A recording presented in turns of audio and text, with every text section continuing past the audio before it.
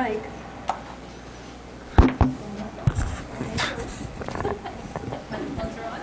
Thank you. I can't talk anyways. I do. I do, Twyla, thank you. All right.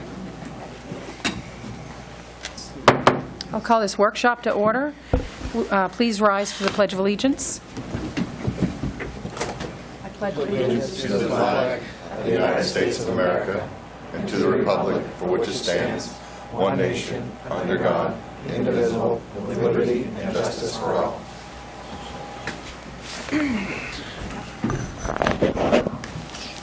Can we have roll call, please, Twyla? Sure.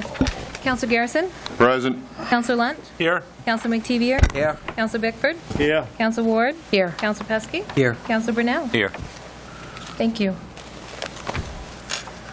And the first item on the workshop schedule. Is the audit presentation. Thank you. We have the folks here from Runyon Kirstein Willett.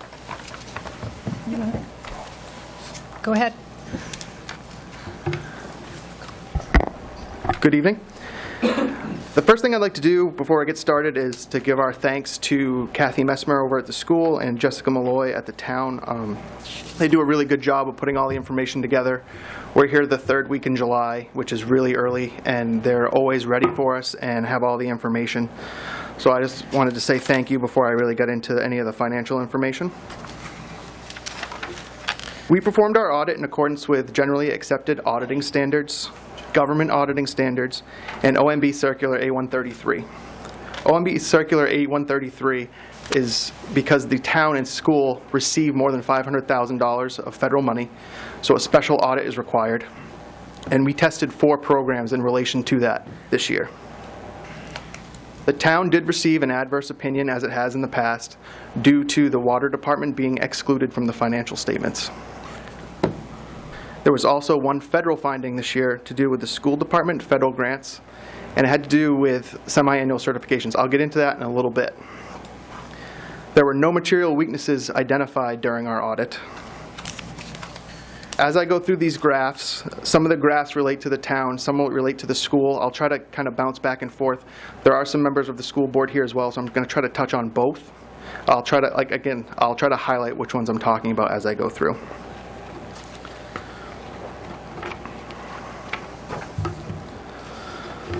The next slide is the general fund assets for the town. This includes the school, so this is the town and school together. And it's a simple bar graph. It shows the last 5 years. It gives you a little history, shows you the trends that are happening. As you can see, cash is kind of slowly declining, and that's solely due to the bad economy, tough budget years, that kind of thing.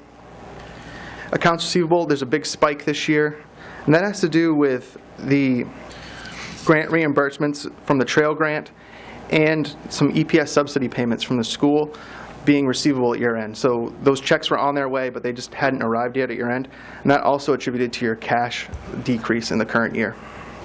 Are there any questions on general fund assets?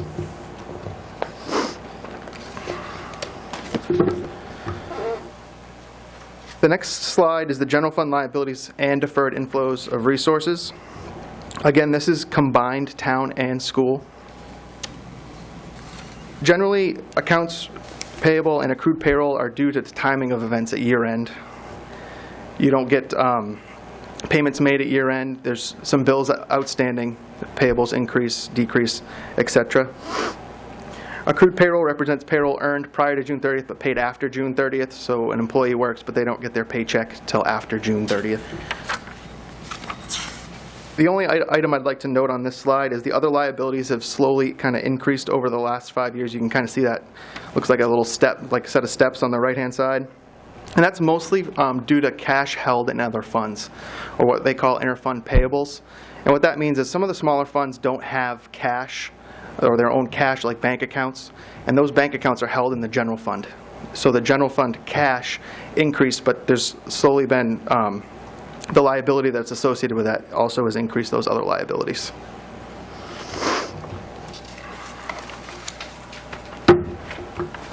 The next slide is the general fund balance. Again, this includes town and school, so it's town and school combined. And it's broken down into 4 different subsections. There's non-spendable fund balance, which is represented of your notes payable and your prepaid items. Those items aren't spendable. You can't take your notes receivable and just convert it to cash easily, so they're considered non-spendable items. The restricted balance is the school fund balance. What that means is it's all restricted for school purposes. The town doesn't have access to spend that money. The assigned balances are carry forwards only in the current year. In the past, those have also included amounts that the council has approved for use to reduce the budget in the subsequent year. This year it only includes carry forwards, as the town has elected not to do that. And unassigned is kind of the catch-all, all that's remaining, and that's kind of the funds that are available for the town to spend. The town's unassigned fund balance did increase. There's a big spike in the current year, and that had to do, there was a pretty favorable budget variance between revenues and expenditures in the current year. But also it had to do with the town not electing to assign fund balance for the 2015 year. So that shot a little spike into that unassigned balance. Any questions on that? The next slide is the school general fund balance. So this is a school-only slide. It doesn't include any of the town amounts. And this is only broken down into 3 subsections: committed, assigned, and unassigned. And committed is a different category that wasn't on the previous slide. And what that represents on the school side is transfers or planned transfers to the school capital projects. The assigned balance here is what the school's assigning for their subsequent year budget. That amount's pretty much the same as it was in the prior year for 2014. And unassigned is all other for the school. So the combination of these 3 balances is represented by the restricted number we talked about on the previous slide. Are there any questions on school fund balance?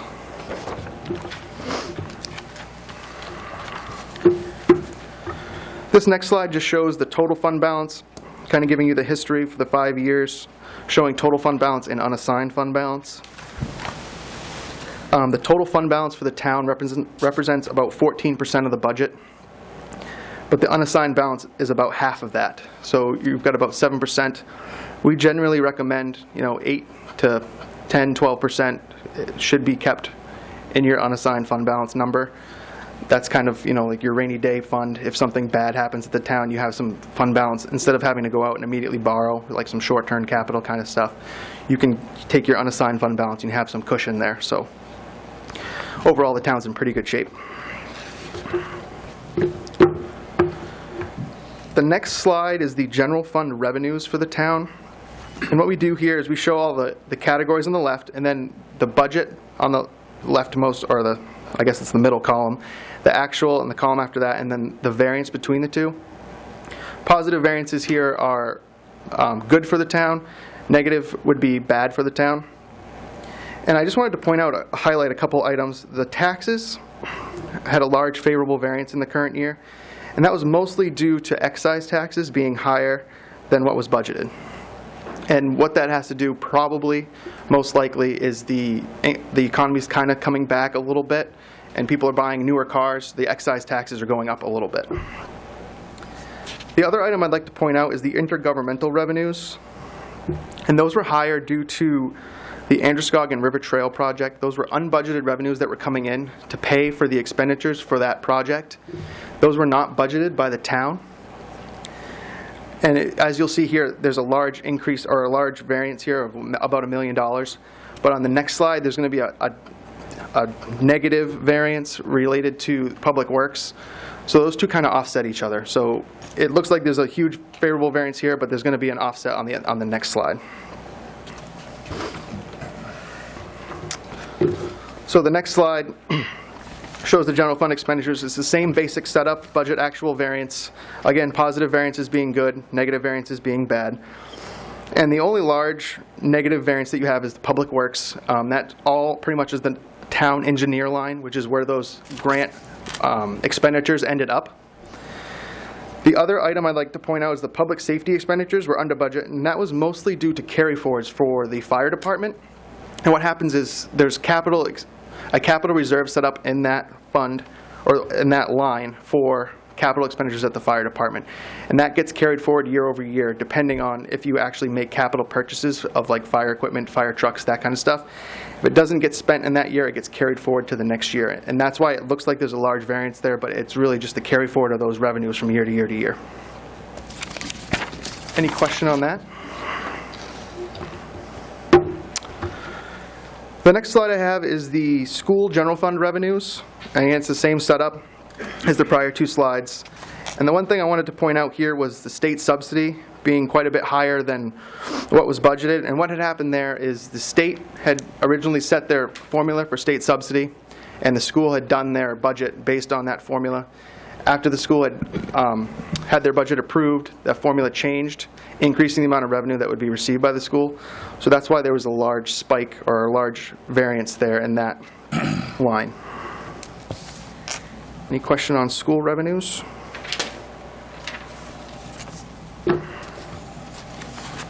The next slide is the school general fund expenditures.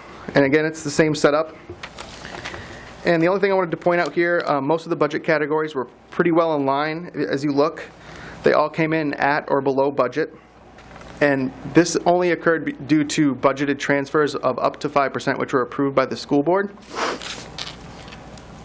Any questions on that?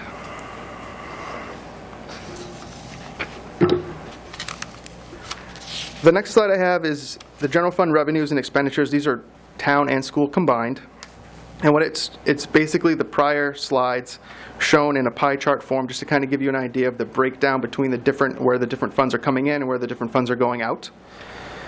And I just wanted to point out for the revenues, if you just take your taxes and your intergovernmental revenues, which is revenues from the state and federal government, it represents about 98% of the funds that were brought in by the town for 2014. And for expenditures, I mean, 65% or so is spent on education, and that's very consistent with what we see in any other municipality.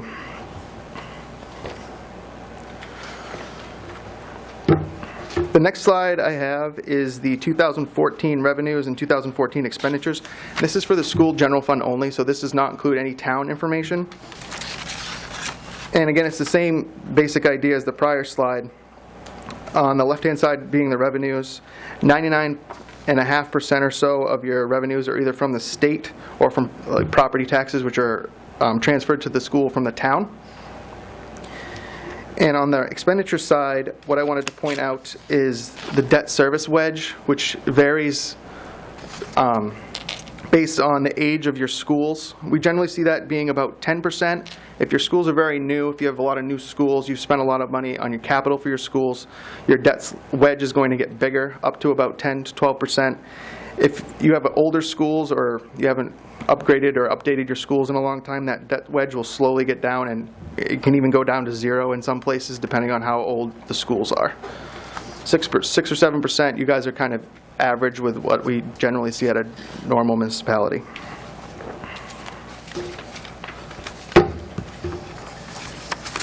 The next slide shows the property tax collection rates from 2007 to 2014. Just kind of giving you the history of the collection rates as they've gone up and down. Over the years, I mean, it looks like they've spiked a lot going up and down, but we're really only showing you about 8 or 9% of the total. If I increase the scale of this graph from 0 to 100, it would look almost flat. So the collection rates have stayed pretty stable, even given the state of the economy. Any questions on the property tax collection rate? I have a question on it. Sure. Does that percentage include write-offs and abatements? Yes. Yes, it does.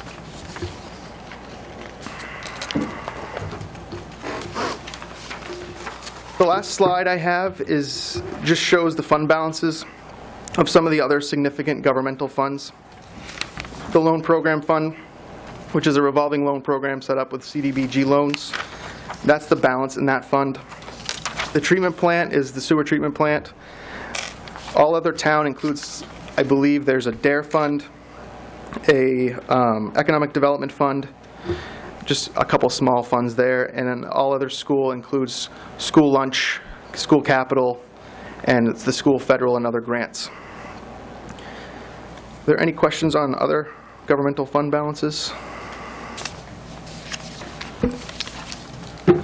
The last couple things I want to do is I'd like to discuss the federal finding that we had for the A133 report. I mentioned that we had tested 4 programs for the federal A133 report. If you're interested, they were school nutrition program, the Title I program, the local entitlement program, and we also tested a federal grant over here at the town, which was the highway planning and construction, which had to do with the Androscoggin River Trail. The federal finding that we had was to do with the local entitlement program.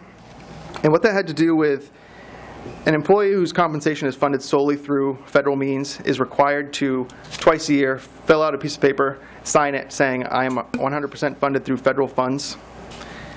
There was one employee that was missed when we went through and did our audit for that. Not a huge deal. We've never really seen, we've had this finding in the past at other municipalities. There's never really any repercussions for that, but we do have to report it. We also are going to be issuing a management letter. I know you guys don't have the reports yet. They're still in draft format. We're waiting on one little item over at the school. Once you get that item, we can get the reports out final. But we did have a management letter, which is going to, these aren't findings per se. They're kind of just comments that we have that management can do to kind of improve business practices over here at the town and school. One of our comments was the water department, which is an informational comment, just letting you know you receive an adverse opinion on your financial statements every year. Due to the exclusion of the water department, it's a department of the town, just like a public works department, just like your education, all that kind of stuff. If you exclude the water department, you get an adverse opinion. There's nothing that we can do. Everything at the town is perfect that we looked at. I shouldn't say that. Everything that we looked at was fine, but it's just we can't issue a good opinion without the water department. The next comment that we had to do with Lisbon Community School activity funds, and it had to do with cash controls related to the cash receipting process and the documentation that was being kept for those cash receipts. We didn't feel it was adequate, and we felt the controls in that area could be improved. The next comment we had to do with the Lisbon High School activity funds. Same type of thing, except this related to cash disbursements. And it was really the quality. I believe all the transactions had supporting documentation, but it was really the quality of the supporting documentation. In a lot of cases, the supporting documentation was an email from a teacher saying, I need reimbursement for this. Instead of a receipt for a transaction, it was an email for a transaction.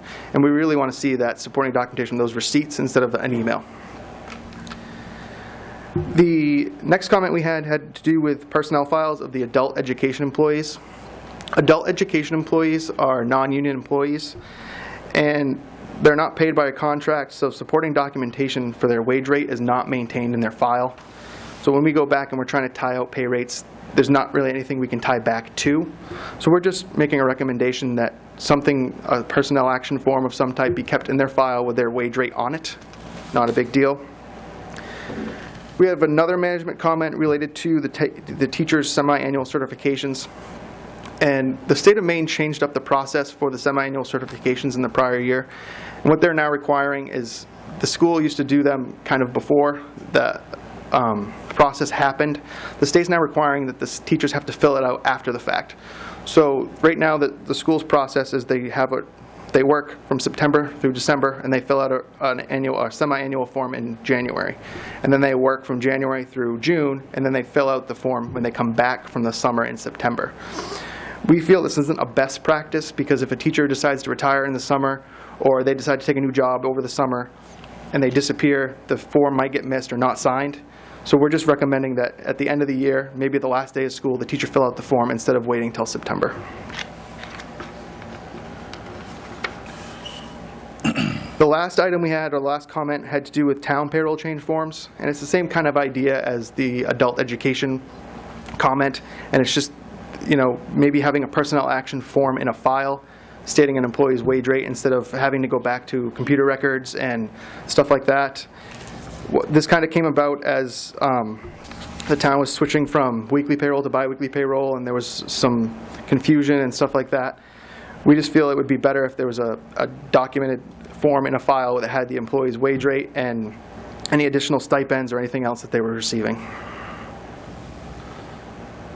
Are there any questions on the comments? do have, I wonder if you could elaborate a little bit, for the sake of our present audience, but also for our television viewers, on, because I know it's always a question, why the water department isn't included in anything, and we do see, we do get adverse comments about it every single year. So if you could elaborate on that for us. What happens with the water department is they're required to have a December 31st audit by the federal government. So they're required to have a 12/31 year-end audit. We, as auditors, we do our fiscal year audit as of June 30th, 2014. We cannot rely on the numbers that were audited as of 12/31 and include them in your report. So we would actually have to do a separate audit of the water department to be able to include them into the town's financial statements as of 6/30/14. And we were not asked to do that. So we can't include December numbers in with June numbers. It just doesn't work. Okay, thank you. Any other questions? I do comments? have one question. The unassigned fund balance had a large jump on page number 3. I wonder if you could elaborate a little more on that, of how we made such a great stride to increase that. 'Cause I know last year when you guys were here, it was a concern of yours that you made a mention. So I'd like for you to talk about that a little more, if you could, of how we got there. Sure. The town had, hey, could I have those financials? The town had, go back to the back here,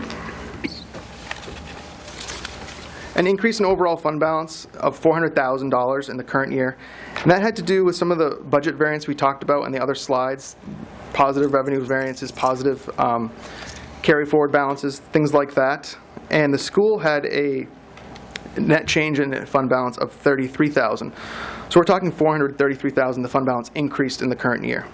The other reason that the fund balance increased was due to the town electing not to, I believe last year, I believe it was like $250,000 the town had elected to use of fund balance to alleviate taxes for 2014. In 2014, for the 2015 budget, the town elected not to use any of that fund balance. So what that did is it took the $250 that was shown and assigned in the prior year, and it moved it over to that unassigned balance. So that bumped up your unassigned fund balance another $250,000. So between those two things, we're talking like $650,000 or so that your unassigned fund balance increased in the current year. I understand the unassigned fund balance that we didn't use, the $250, and then the $33 from the school. And then you said the other one was positive carry forwards or transfers. Is that what you said? It has to do with transfers, exactly. Those are budgeted expenses that came from 2013. You didn't expend the money on your capital equipment, things like that. That increases your expenditure budget for 14 because you did a carry forward.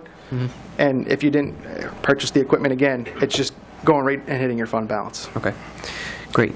And then my other is more of type of like a comment.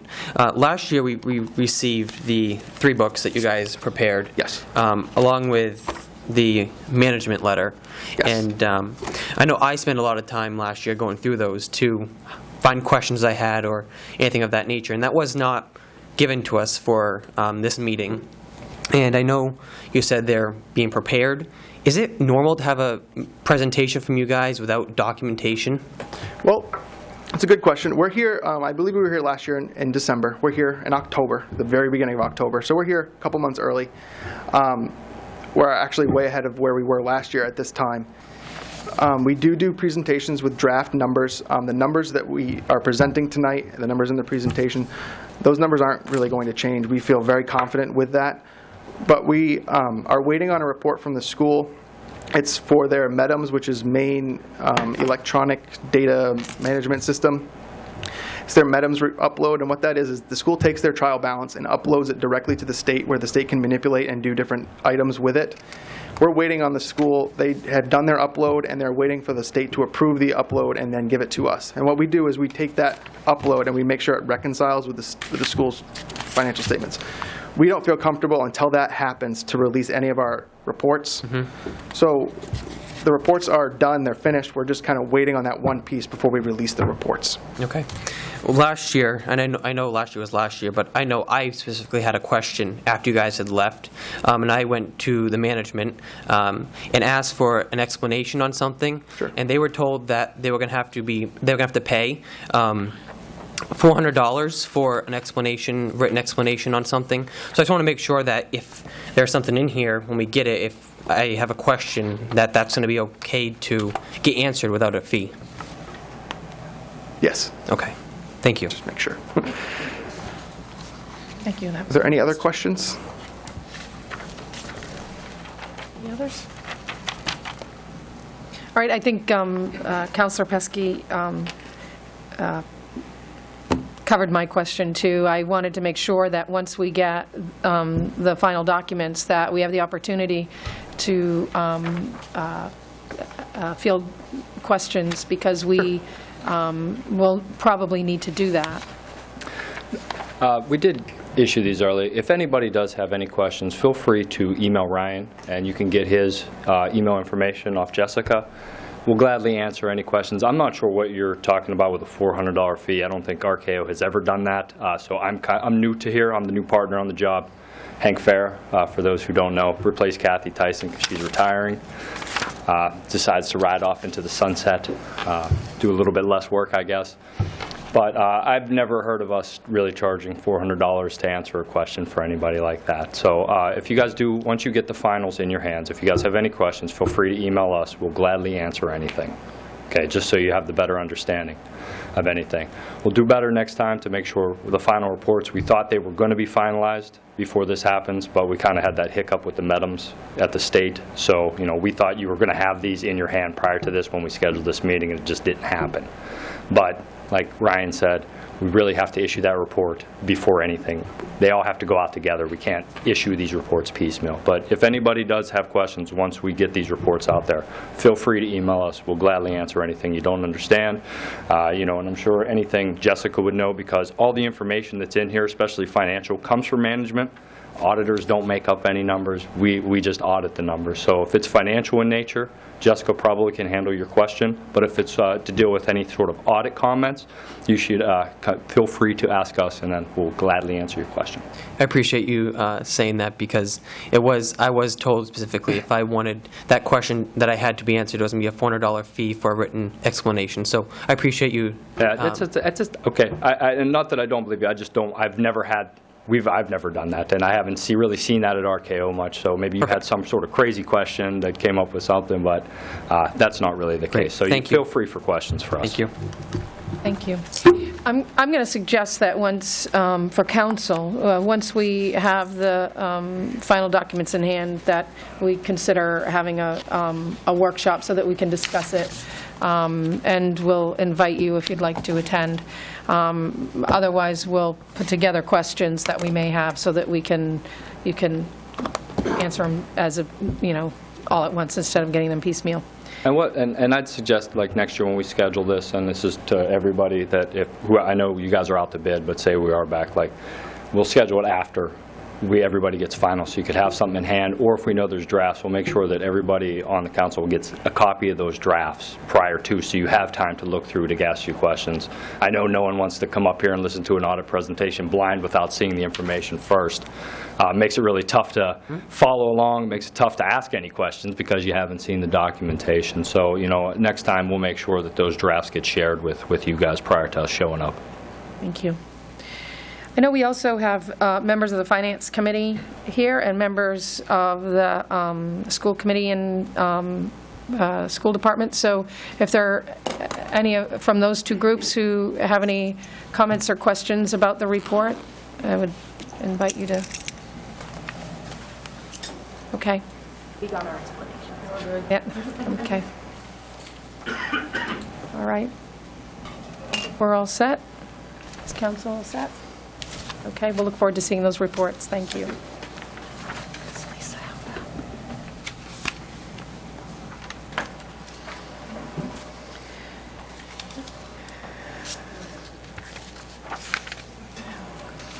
Does council wish to move to our meeting, or Does council wish to field questions? I think we can go to the meeting. Meeting. Okay. I'll look for, so we'll adjourn this workshop and call our council meeting to order. Make a motion to adjourn. Do we have a second? Second. All those in favor? Order passed, 6-0. Okay. Start with the council meeting. First item, First item, yes. good news and recognition. Thank you.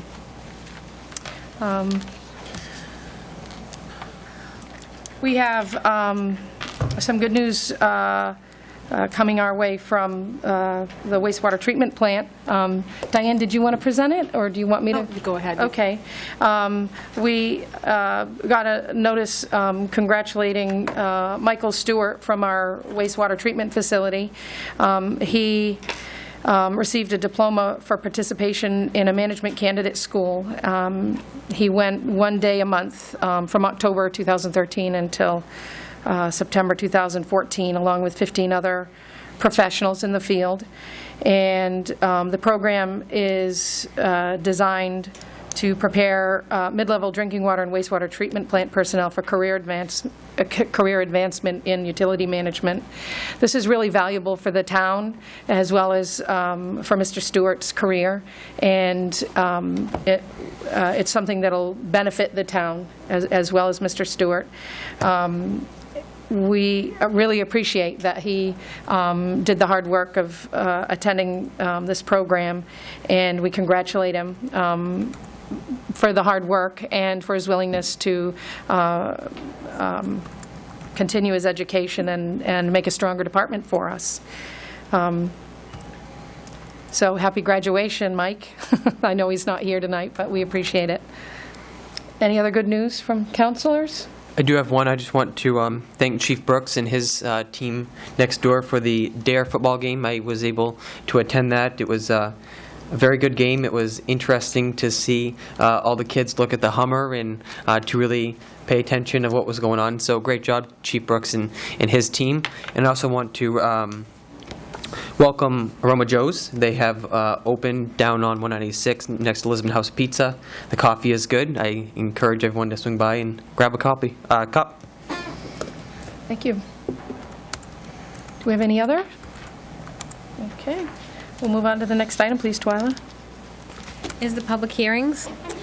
The first public hearing is for Chapter 30, Recreation and Parks, Article 3, Park Regulations, Section 30-81 through 30-90, and Chapter 2, Administration, Article 4, Division 19, Parks Department, Section 2-465 through Section 2-500, and Chapter 46, Streets, Sidewalks, and Other Places, Article 1, Section 46.3. I know we have a few people here this evening to help us out with information during the hearing. Our Code Enforcement Officer, Dennis Douglas, is here, and our Town Planner, Amanda Bunker, is here also. So we have good reference. Would either of you like to say a few words before we start the hearing, or? It's okay if you don't. I just wanted to make sure you have the opportunity. Okay. So I'll open the public hearing for these chapters and parts. Do we have anyone who would like to speak?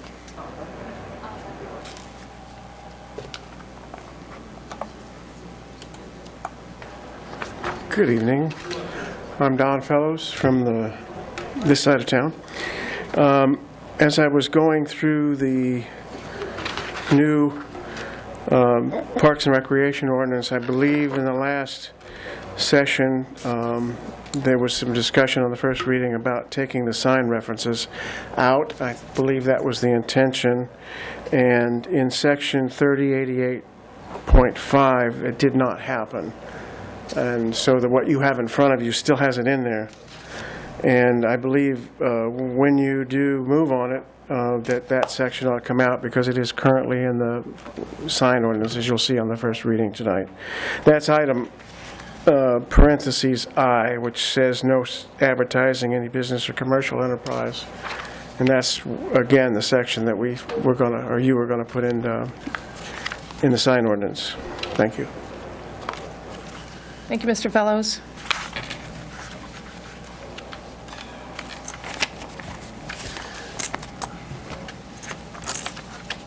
So section I is the section that we're going to simply refer to the sign ordinance in. You eliminate it altogether then? Well, it's under special regulations, so we didn't have to be there at all. We just didn't have Because it's under special? to be there at all. It'd be a sign ordinance.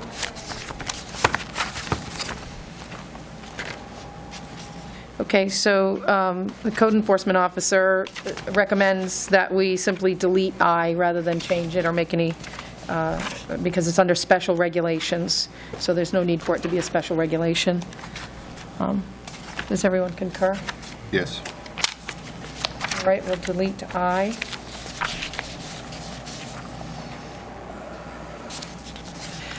Dennis, were there any other sections on there that we should pay particular note? And thank you. It's pretty clean, just, I guess, Exhibit C, the fee schedule, just making sure that that's correct, and Will was here to explain that if there's any question. We just amended our Exhibit C in our ordinance, so this will be another change to that, but the one that we had just done actually had a mistake there on the park fees, so. So Verla, is this chart now in line? What I had here, it's the same thing that you had, yes. Okay.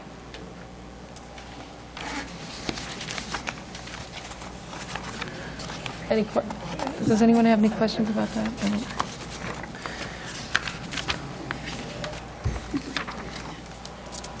So would we need an amendment to delete section I? We do that by an amendment? We- The motion? When you come to that, Okay. this public hearing. I do have one other, if Chief Brooks is here, it might be a time just to address the safe zone chapter, or the last page of my packet, section 46.3, which adds the other areas as safe zones. We had on the first reading, we talked about Got it. Ryan's aware, the signage that's required, and it's really just adding the areas, the new parks and gardens into the safe zone areas, and the two schools that weren't in there in the prior ordinance. So just making sure that we want to adopt all those as safe zones. And we'll number them accordingly? Yeah. Okay. Codified, they'll number them correctly. Chief Brooks, do you think we've covered everything that we need to for that? Reviewing it with Douglas, I think, caught it all. Okay.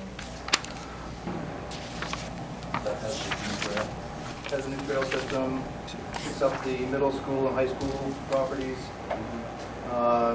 Thomas Field Memorial Park, Oak Street Park, Bookworm Garden Park, Hooker Street Children's Park, Ricker Farm Park, and Riverside Park. And it changes the names of a couple that, to follow what we actually name them now. And we got rid of the teen center, where that doesn't exist. And Campus Avenue Park. So literally just put all the parks under the safe zone category, and now require Ryan to put some signage up and whatnot that the state requires. So the bottom of that page will tell you actually what the state statute says on safe zones. I see. I want to talk about that. That's not in this section. Not seeing the list is the community school in the superintendent's office on that as well. The schools on this list are the Lisbon Elementary School, middle school, and high school property. I would request that the superintendent's office be too, because we have the, what is it called? Not adult ed, Garley Street? Gartley Street. Currently not listed on here. So I would request that, especially where there's also fields there that are used by youth. The Gartley Street School. Right, superintendent's office. What do we technically call it? No. Right, well, Lisbon Elementary is now the superintendent's office, correct? And so it's we on need, there? we need to have, no, it says Lisbon Elementary School, but it doesnn't say Lisbon Community School. needs to say So community school. we need to add the community school, so we need to add, yeah. So it's just not listed right. Rename it, yeah. Well, Okay. leave it both in there if you want to leave that. It used to be elementary school, now it's the Just needs to be superintendent's office. changed, yeah. right. What do we call this? All right, so we'll call it Lisbon Community School, middle school, and high school property. And it's been suggested from the school committee that we add the Gartley Street School or superintendent's office. And which is the more appropriate title for that, or should we just put both? Not knowing the regulations for why you would zone it, I would It's a think, school, so I think maybe Gartley, so probably Gartley Street. okay. The main criminal code definition at the bottom says a safe zone means an athletic field, park, playground, or recreational facility that's designated as a safe zone.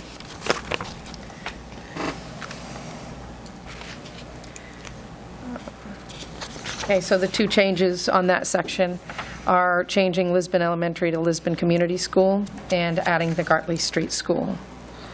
So when we get to that.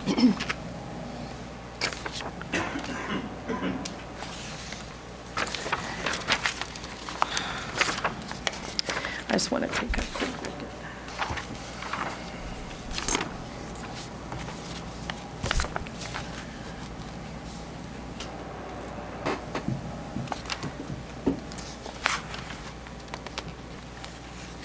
I don't have any other notes or questions. Any other questions, comments, or information from the audience? We all set with the snowmobile clubs, was that all taken care of? I don't know if there's anything left to do after the first reading or not. So I'll just put the language in there and make sure they were okay with it before it's... Is that in this, where is that in this section? The snowmobile clubs being able to use the trail system, all of the trail system.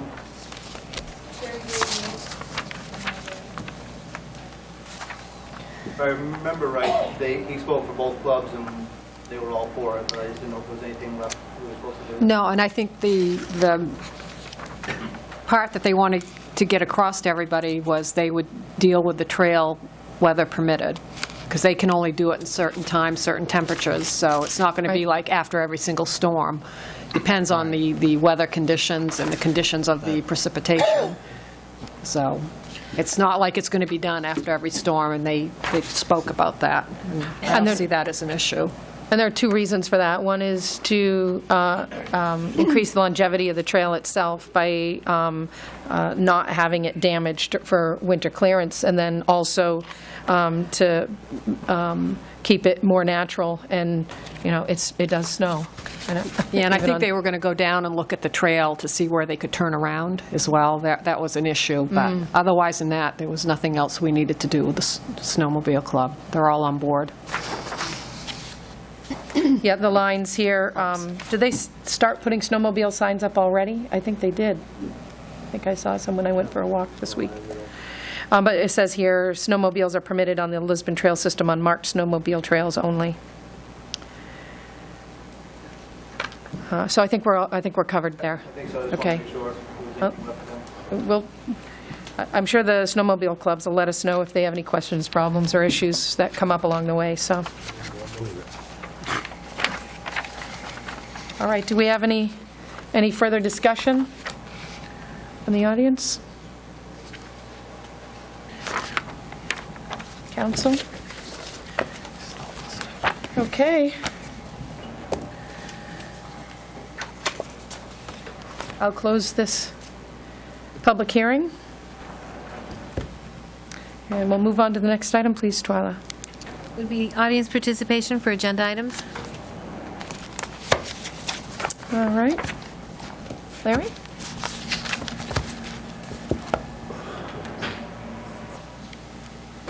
Larry Fillmore from Lisbon. The number one question is, why are we replacing 2 police vehicles that are not broke? The town has 15 outstanding bonds we're paying on. Also, we're paying on several police vehicles we borrowed money for to purchase, and we're still paying on. Our undesignated fund is far below the level recommended in our charter. Last year, Chief Brooks was quoted in the Sun Journal. When you're a small town and you only have 1 or 2 people on duty, then you're telling that town they have to take their officer out of town in order to transport somebody. If we only have 1 or 2 people on duty, why do we need 9 vehicles? One cruiser sits all day at LCS, and another one sits at the high school, middle school. When I asked why we don't use these vehicles, I was told it was because they are only needed in case of emergency. The last emergency this town had was the fire at the Rumble Mill, 1987. These vehicles could be used in one of the current cruisers breaks down until the town can repair it or replace it. This policy of borrowing money the town does not have needs to be stopped immediately. The taxpayers cannot continue to pay for unnecessary spending. In my opinion, borrowing money to replace vehicles that are still operational is not only criminal, but does a disservice to the taxpayers and this community. Thank you. Thank you, Mr. Fillmore.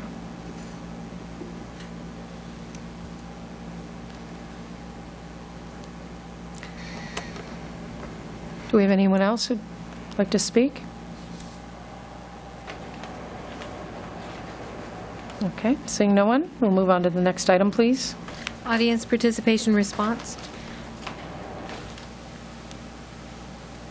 I think that we'll take Mr. Fillmore's comments into consideration. Thank you, Mr. Fillmore. And the next item, please. Is the consent agenda. Order 2014-126 to approve the minutes of September 9, 2014. Okay, I'll make that motion. thank you. Do we have a second? I'll second. All those in favor? Order passed 6-0. And the next item, please, Twyla. You're right, there's all 7 of us here. Good catch. I looked through and counted, but I didn't count myself. So when you said 6-0, it made sense. You said, I'm not missing you again, right? Okay, next item is under council, orders, ordinances, and resolutions. Ordinance, Order 2014-202, Chapter 30, Recreation and Parks, Article 3, Park Regulations, Section 30-81 through 30-90, and Chapter 2, Administration, Article 4, Division 19, Parks Department, Section 2-465 through Section 2-500. This is the second reading, and a roll call vote is required. Okay. If we have no discussion, I will look for a motion to accept this second reading with 2 amendments.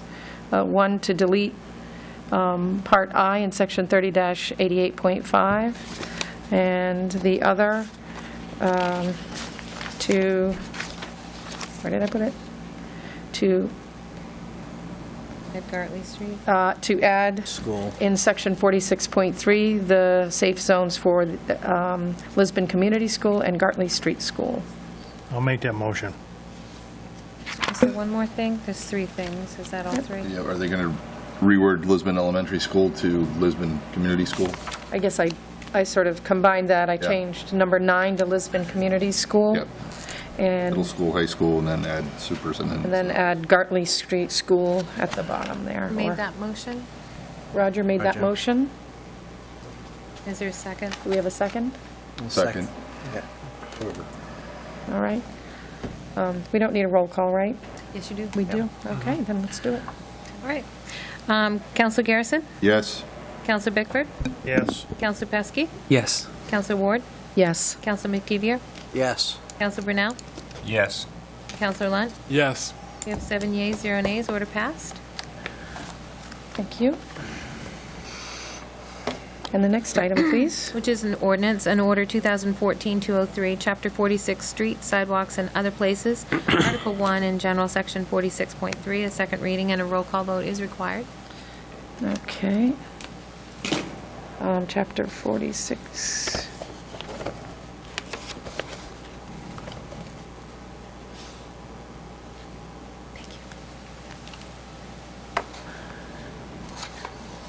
Did we just do that? Yes, we did. We just did it, we did a Correction. combined The vote. secondary corrections were 46, yes. Would you like us to, should we do that vote again? Twyla? This one's just making the superintendent's office, Gartley Street, in there and changing Lisbon Elementary to Lisbon Community. Yeah, we can make that a motion. It's fine. So we should, to separate it? Okay.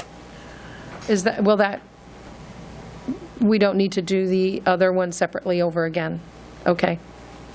All right, so we'll look for the section 46.3 changes for the safe zones, for a motion to accept those changes. I'll make the motion to accept the changes. And a second. Second. Okay. Also a roll call? Okay, Counselor Lunt? Yes. Counselor Brunel? Yes. Counselor McTevier? Yes. And Counselor Ward? Yes. And Counselor Bickford? Yes. And Counselor Pesky? Yes. And Counselor Garrison? Yes. 7 yeas, 0 nays, order passed. Thank you. The next item, please. It's an ordinance, Order 2014-204, amendments to Chapter 70-1, definitions, and Division 2, groundwater and wellhead protection. This is the first reading, and a roll call vote is required. Okay, this is a first reading for basically changing the wording from groundwater and wellhead protection to aquifer protection. And I met with the manager and the code enforcement officer on this section briefly, just to see where there were big changes, but it was my impression, and Dennis, correct me if I'm wrong, but it's my impression that this is simply bringing the town of Lisbon's wording in line with the rest of the state and making sure that we follow those guidelines. It's actually two items. It was double-walled fuel tanks, which is required, oil tanks, which is a state requirement now. Our current ordinance said single-walled, so we fixed that language and added the reference to where the studies were done or who performed the studies on creating the aquifer protection zones. And we just added the firm that did that to the ordinance language, so people ask. There's a reference within it. To where that came from. We didn't just kind of make it up. Okay. So those were really the two only items in the language up. Do we have any questions from council on this?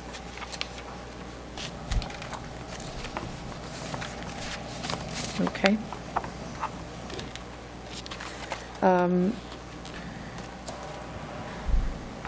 Any suggested changes, or shall we move into a motion to accept this first reading? I'll make the motion to accept the first reading. Do we have a second? Second.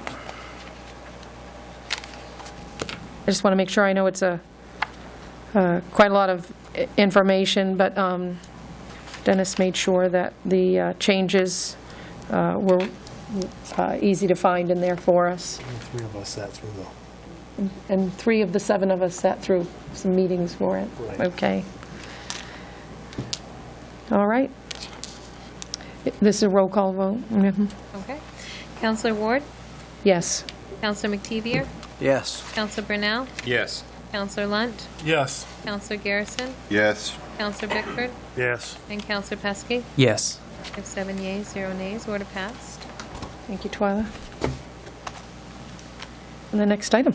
Is an ordinance, Order 2014-205, to repeal Chapter 62, Site Plans, Section 62-169, Signs.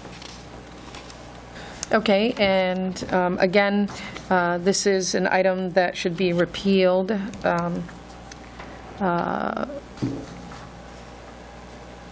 Because of the sign ordinance, and it cross-references the 70-711.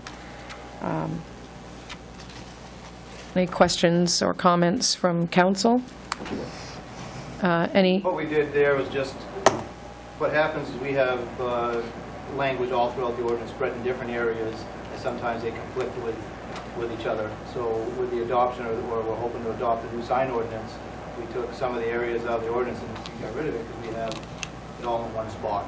So that's all the 62, chapter 62 one is just to get rid of it because we'll have a sign ordinance that will cover developments and all the other types of signs there are. So Okay. to keep it less confusing, or when we do make another change someday on the sign ordinance, we have to go through or find it anywhere else referenced in the book. So Okay. Do we have a motion to accept the first reading on, I'll make the motion. Second. and roll call? All right. Counselor Brunel? Yes. Counselor Lunt? Yes. And Counselor Garrison? Yes. And Counselor Bickford? Yes. And Counselor Pesky? Yes. And Counselor Ward? Yes. And Counselor McTevier? Yes. 7 yeas, 0 nays, order passed. Thank you. The next item, please?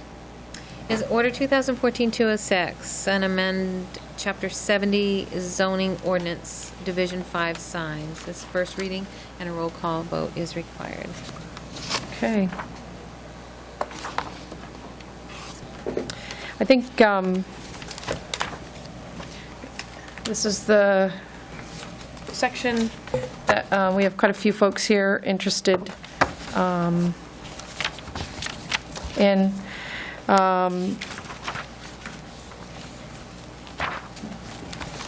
Diane, did you want to say anything about it, or did you want? No, I think if somebody could present it first, what the changes are, what the I think that would amendments be are, and then we can chime in on some comments. Would that be a member of the planning board by any chance? Yes, good evening again. As a result of the discussions regarding the ordinance to change Chapter 30, Recreation and Parks, Article 3, Park Regulations, during the council meeting on the 16th, the planning board did incorporate those regulations into what would become the proposed sign ordinance. So I believe you have all of that in front of you now. And those minor changes, well, relatively minor changes, they are minor when you consider the breadth of the whole ordinance, but they do address the park signs and regulations that would be in there. Specifically, if you're interested in that, the first change is just before 70-716. I don't want to confuse it much because there's a lot of things to read in here, but and that is it regards definitions or some minor rewording on the word town signs. And then there's 70-18 on off-premises signs. And then in that section is also an addressing of signs in the parks and gardens, which basically prohibits them. And these are permanent signs that we're talking about in that section. And then in 70-720,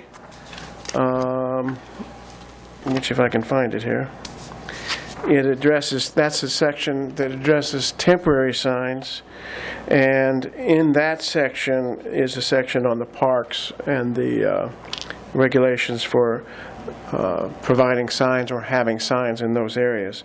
There's quite a limit placed on them, but there is some allowing, and you can see that. So if anybody has any questions, other than that, this is a general rewrite of everything that's spread all through our ordinances to put it in one place as a sign ordinance. And through the efforts of the planning board and our planner and looking at other regulations in other towns, we've culled it to this. And there's no doubt that it will have probably some tweaking in the long run over the course of years to come, but I don't know any ordinance that doesn't. So if you have questions, I'll try to answer them, or any one of us can. Oh, right-of-ways. If I can clarify that, one of the things that was brought up originally in changing all of this, especially for the parks, was the idea of prohibiting signs in the right-of-ways.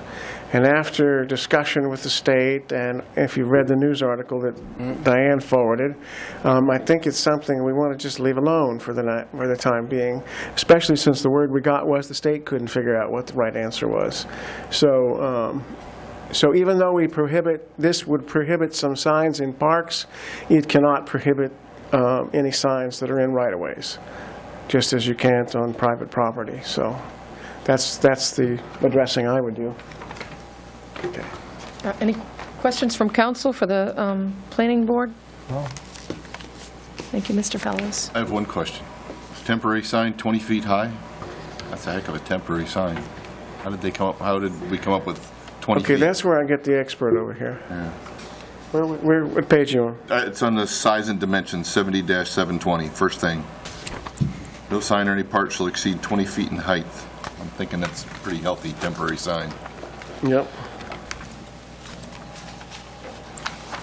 I mean, if it came to what we had before, then fine, I won't argue, but I was just curious. I don't know where you are. In the chart? No, it's just, Section 70-720, temporary signs, it's the first paragraph. Oh, Yeah, I don't have a page number, so. that means above the ground. That means above the ground. That means that. It can't be higher than, okay. The height, not like the total. Okay, that's That's what I the was size. curious. That's what I was curious. I was like, that's Yeah, kind no, of a you don't big need the sign. Okay. 20-foot tall sign. You just All right, can't thank go any you. higher than 20 feet. That with your answers that sign question. structure. Yeah. Yeah, well, I was trying to figure out how they'd get a 20-foot tall sign that's only 12 square feet. Yeah, there you go. We have thin poles. Right, you see them in the interstate sometimes. Yeah, that's, The I was Burger just King sign curious. up 100 feet up in the air. All right, thank you. so, and just in looking through this, I know we had some additional emails to clarify our emailed packet, but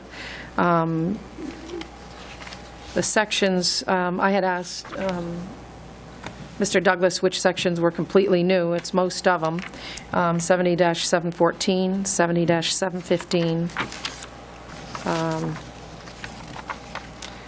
and it continues forward, 70-716, 70-717, 70-718, 70-719, 70-720. So it's a lot of pages of new sign ordinance, and that's why we removed some from other places. And this is to clarify. In thinking about our last meeting when we had discussion and input from some audience members and town employees regarding signs, as Don pointed out, the signs in town parks and gardens were much discussed. And so I had asked for some more information from the town manager and the code enforcement officer, and they provided us with the state statute. And as Mr. Fellows pointed out, the state is, they don't have a decision yet on that issue in our neighboring town of Topsom. So as it stands, the state statute says that the highway is deemed the full width of the road as laid out by the state, county, or the town, and in any case is deemed to extend 33 feet from each side of the center line of the traveled or built-up portion of the way. This is what we refer to as the right-of-way, and this is where we see temporary signs quite often, especially at this time of year, nearing elections. So it's important to note that, for instance, on section 70-720, under 2, location and placement, E, signs in town parks and gardens, it says, no sign advertising any business, commercial activity, or any political purpose or candidate shall be placed on park, garden, or trail property as identified in section 30-1 of town ordinances, and public or community event signs are allowed with approval from the town manager. But this, of course, would not affect the state right-of-way, which is 33 feet from the center line. Unfortunately, many of our gardens are within 33 feet of that center line. So I think we need to be aware that we should discourage it. I mean, I don't like to see signs in our beautiful gardens. But there are consequences to removing signs legally placed in a state right-of-way, and they include fines, and it is against the law. So we can't just go take them out. However, we can enforce wherever there's a park or garden that's not in a right-of-way, we can enforce that and remove signs. So I just want to make sure, because I looked at this long and hard and talked about it with the town manager and several other people, and looked online for different news articles and different opinions on it, and I have to say I'm of the opinion that I wouldn't like to see signs in our beautiful gardens, but I don't see that we have any option when it's within the state right-of-way, unless the state decides otherwise. And if it does, then we can be happier about our gardens. So that, I knew that it was very important to a lot of people at our last meeting. I just wanted to make sure that I understood that line, and that that people aren't misled into thinking that we can remove those signs, because I wouldn't want anyone to think that we hadn't made sure that they are fully informed. I have one question. In section 70-720, temporary signs, letter E, it mentions the public or community event signs are allowed with approval of the town manager. I drove around the community on the outskirts and the main roads and looked at our gardens, and at least I said the majority of them do fall within that state right-of-way, or 3/4 of it will, and the back half won't. So I guess my question is more for Diane. Say somebody wants to erect a sign on the back side. What type of process will you go through as the town manager in either approving or denying that sign to go up? Well, obviously, whoever's requesting it, I want to know what they'll have to provide. Actually, what I'll probably do is have a request form that somebody will put in writing, and then I can evaluate whether it should be up there or not, depending on what the nature of the sign is. If it's something advertising a fundraiser for a nonprofit, that's. But I think what I'll do is devise a form for them to fill out, and it will be denied or approved. And it's going to be on a case-by-case basis. I mean, it can't just be a blanket approval. I mean, it does put me in a situation where there's, I don't know how often it will happen, but I'll look at each one case by case and probably develop some criteria in deciding whether they go on or not. And how long. I think there's going to be a lot of questions that will have to be answered on that form, is how long do you plan to have it up there? And obviously, we're going to have to look at the ordinance and follow through. I'll have some help, hopefully, from Dennis. Mrs. Bunker has. Yes. I just want to add to that. You will still have the other parts of the temporary sign ordinance that will apply. There are limits. A property is only allowed 4, which is probably a lot. And there are restrictions on how long they can be out there. So you will get some guidance.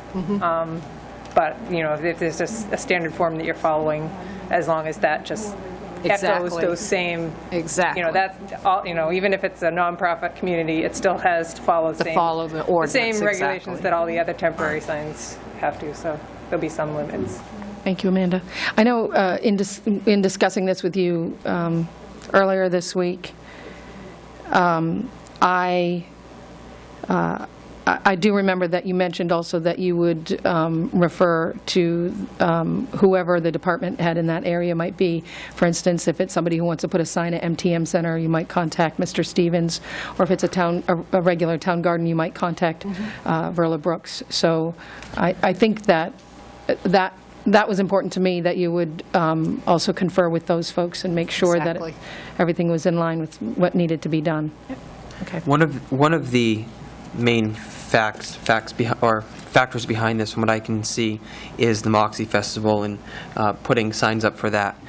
So when I was driving around and looking at the gardens, I was looking at every garden and see if I could find another area around that garden that could house a sign for the Moxie Festival or something of that nature.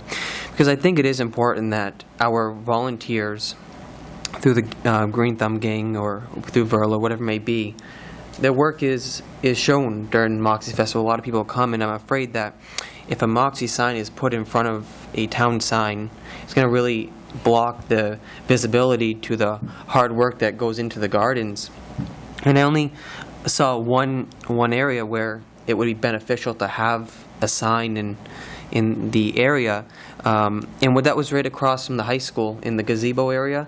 But we have the land on the other side of the school. We could put a sign there. So I personally would rather see no signs go in the garden.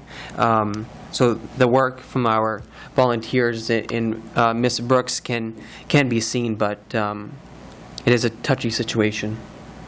I mean, I like the idea that the town manager would take it on a case-by-case basis and talk with the other people involved and make sure that it falls in line with the rest of the sign ordinances, so. Do we have any other questions or comments from council? And Verla, did you want to say anything, or? I would. Okay, sure. I want to thank you for considering everything, what the people asked for last time, and just respecting our wishes and trying to make it work. I really appreciate that. I do see something that maybe we could change. It's under signs and gardens and parks, A, where it's for the exceptions. If it has to be allowed for the Moxie Festival, do we have to have it for 4 weeks before? Can we have it that amount of time reduced? Right now, it says that signs can be up there for 4 weeks prior to the event.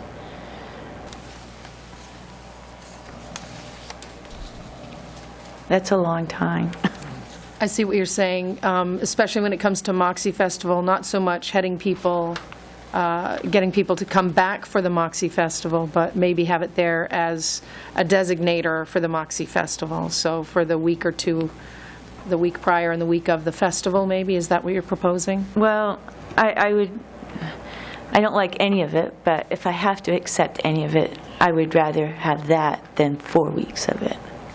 But I can't find that section. I remember reading it. I think it's 7720E, and then exceptions A.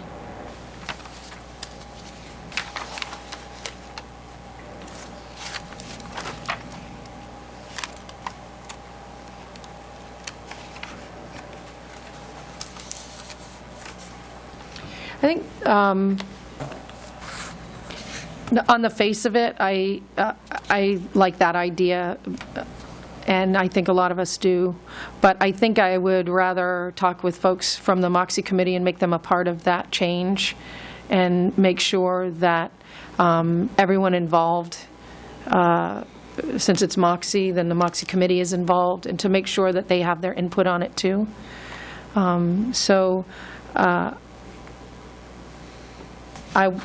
I wouldn't mind if we looked into it. Do we know when the next Moxie Committee meeting is? No, but I can have Tracy organize one so that we Okay. can discuss it. So I don't have a problem with looking into it and seeing if that's something that would be an option that would be agreeable to everybody. And if it involves Moxie Festival, I'd like the Moxie Festival committee members to be a part of that also, and make sure that we have their input on it too. Right. And just so I understand this, as this reads now, no signs are allowed in any of the gardens unless they're in the right-of-way, and then we don't have a control over that, with the exception of the Moxie time. Only during Moxie would nonprofits or or private signs or town signs be allowed in the gardens. That's the only time, unless they're in the right-of-way. I think they have to be Moxie-oriented Right, they also. have to be, the way this reads, they have to have something to do with the Moxie activities. Or Yeah, approval from the signage town directly manager. related to activities occurring as part of the Moxie Festival. Right. Right. And that's the only time there'll be signs in the gardens, unless they're in the right-of-way. Well, no, I think the manager also has the discretion Says with to permit approval from the other town signs, manager. so it's not the only. The nonprofits, Right, the nonprofit signs. right, there couldn't be business signs. That's why I was suggesting that, and I was referring back to my conversation earlier this week with Diane about making sure that all the interested parties, meaning, for instance, if we're talking about the gardens specifically, if somebody wants to put a sign in one of the gardens and it's not in the right-of-way, they could ask Diane for permission to do that.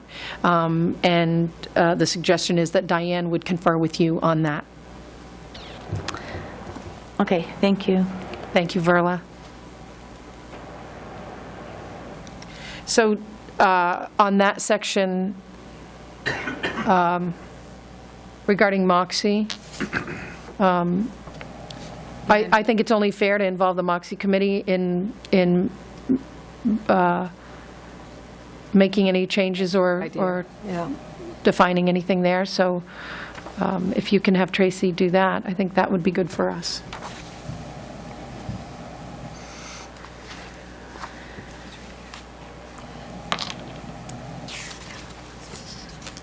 Are there any other questions or issues that anyone sees here? Just one thing, in that same section Verla just pointed out, the last sentence there says, "Public or community event signs are allowed with approval of the town manager." Shouldn't that be may be allowed rather than are allowed? I mean, it's the same thing, because they have to get the permission. No, I think he's right, may. it They could go may be either- allowed with the, Right, it should be may, yeah. Denied. All right. they may be denied also. Right. Right, exactly. If you say Rather they than are say- allowed, it means they're allowed. There's no Right. choice, or no decision It there. just, Yeah. it just doesn't sound It right to me. assumes, right? Right. Yeah, it Okay. assumes they'll Yeah. be approved. All right. Let's make that change from R to may. May be allowed. Right here. Maybe. So we have one change and one question for the Moxie Committee to consider.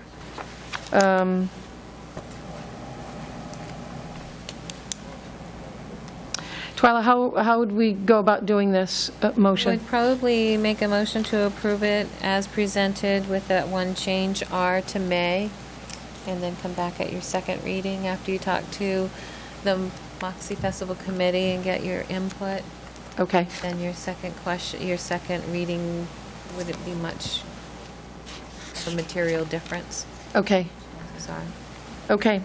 So we are looking for a motion that will accept this first reading of the Chapter 70 zoning ordinance, and with one change, changing R to may.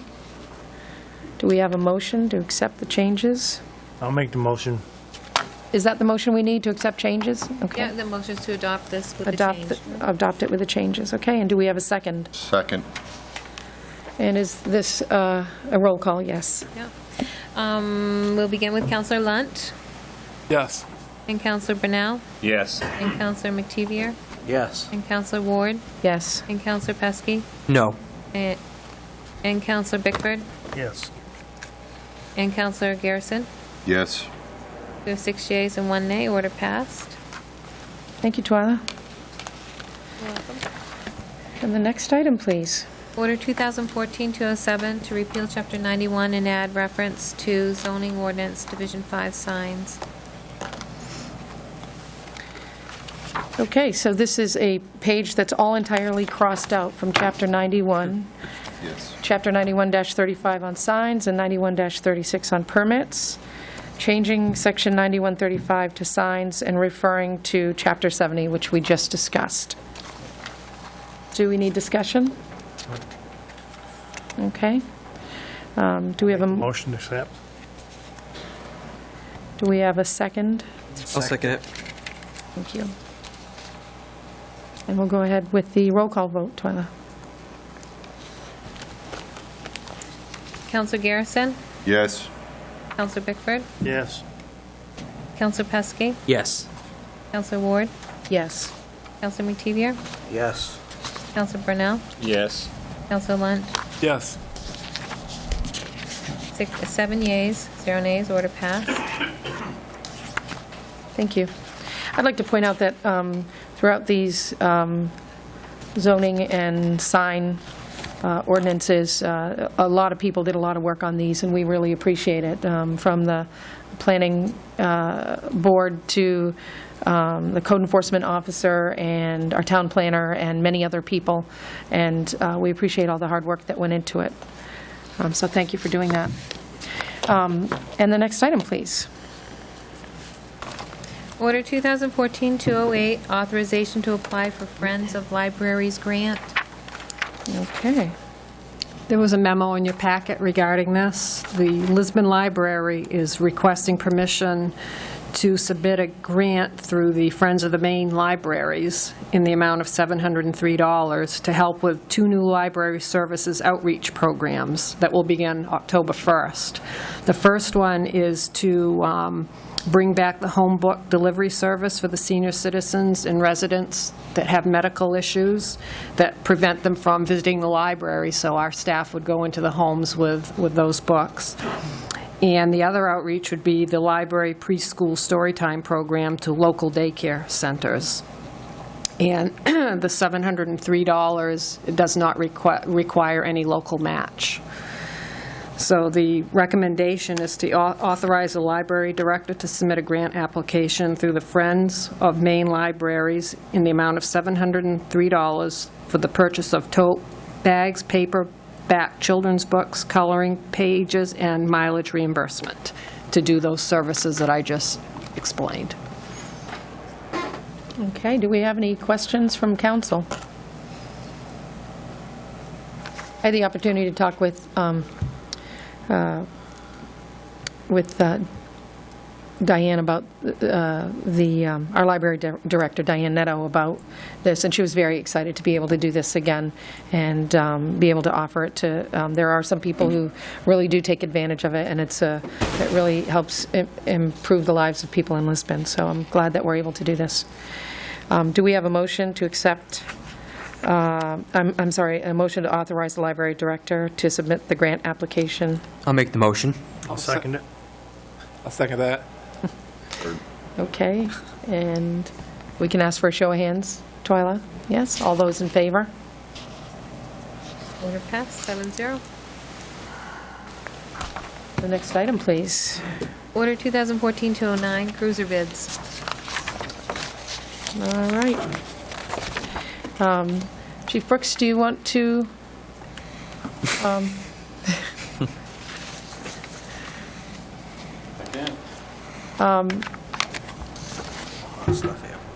You just want to say a few words about the cruiser bids before we move into? I believe you all have a copy of my recommendation, my September 30th recommendation. It did turn out to be the low bid I'm recommending. We've had a lot of discussion on this through the budget process, and here we are today. The vehicles, the plan as of tonight is that the 2010 will be retained, the 2009 will be transferred to code enforcement assessing, and with the note that the 2009 is the unit that received the 2011 motor, and the 2008, the oldest unit, will be bid out. Okay, and the one that we keep will go to another department? Code enforcement assessing will be getting the 2009. Good. All right. These units will be ordered, and I'm hoping they would get here before the end of the year, but that's not guaranteed. So they'll definitely be in service sometime early next year, next calendar year. Okay. It's Chief Brooks's recommendation and also the town manager's recommendation that we award the bid for 2 police interceptors to Quirk Ford of Augusta in the amount of $53,292, and that we authorize the town manager to sign the purchase documents, and that we authorize the finance director to seek funding for a term not to exceed 6 years through a lending institution for the lease purchase of both vehicles. Do we have a motion? I'll make the motion. I'll second it. I have one quick question. Sure. The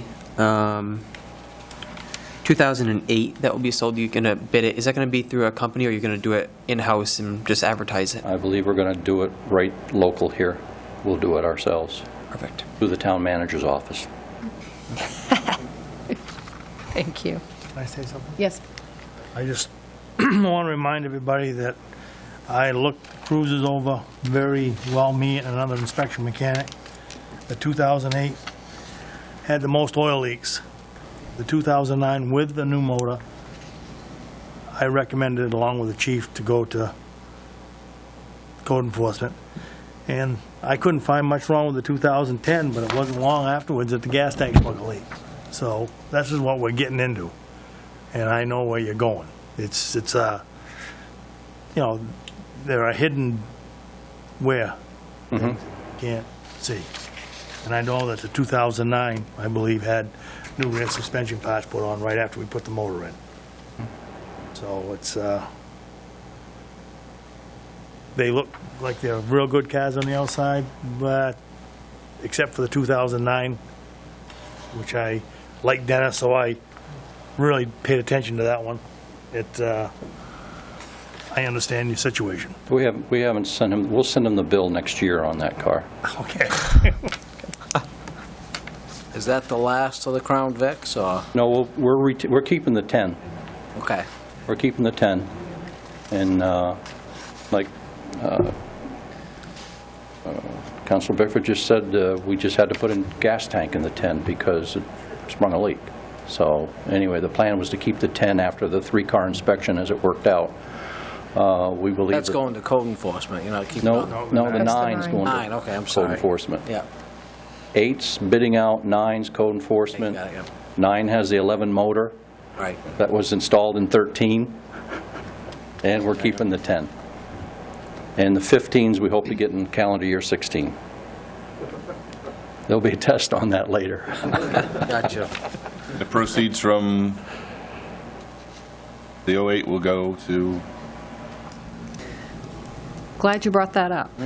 What we haven't done yet is gotten quotes for the equipment to go on these 2 new cruisers. So at a later date, I may be coming back to authorize us to add to that $53,292 an amount for the equipment. Obviously, if we sell one of the cruisers, we could also put that towards it, but I'm not sure the timing is going to be right on that, because we're not going to want to sell the cruiser because we're still using it Right. until we get the new ones. But the timing may be okay, but the financing right now that we're requesting is just for the cruisers and not the equipment. But we still need to work out those details, so we may come back to add more to that before we actually do the official financing. But otherwise than that, the sale of that would go in wherever you want it to go. Typically, it'd go into the general fund, or you can have it go into a special revenue fund for future use. But it's not going back into his expense account. Are we not able to reuse any of that equipment into the new vehicles, or? Well, we'll use some of it, but light bars, radios, things like that. Right. But none of the other hardware is transferable from a VIC to the utilities. They just don't fit.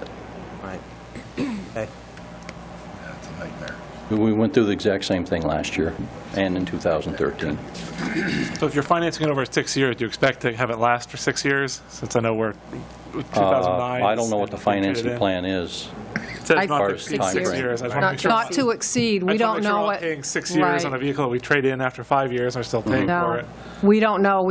Until the bank gives us the figure, it may be less than 6 years, until we know what the interest rate is. And for the amount of money that's budgeted in the budget for this lease purchase, we may have to go out 6 years to cover it. Depends. Remember, part of the loss there was in the past, the trade-ins went back towards the lease purchase to keep that down. Well, we don't have that this year. We've lost one with code enforcement getting the vehicle. I keep reminding him of that we took a hit there.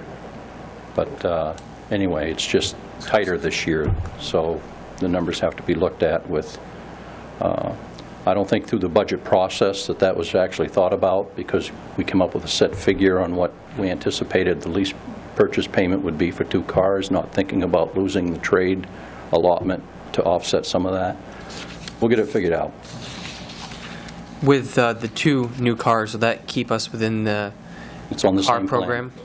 It's in that program. Okay. Right. It's in that program. We may have to revisit that program next budget cycle if we go to the 6-year plan, but I don't foresee a problem. These utilities are, knock on wood, so far they're doing a good job for us, and I don't foresee today, I don't think a 6-year plan for them is out of the ordinary. Tomorrow I may change that, but today they look pretty good. Thank you, Chief. Thanks for all this hard work, too. We appreciate it.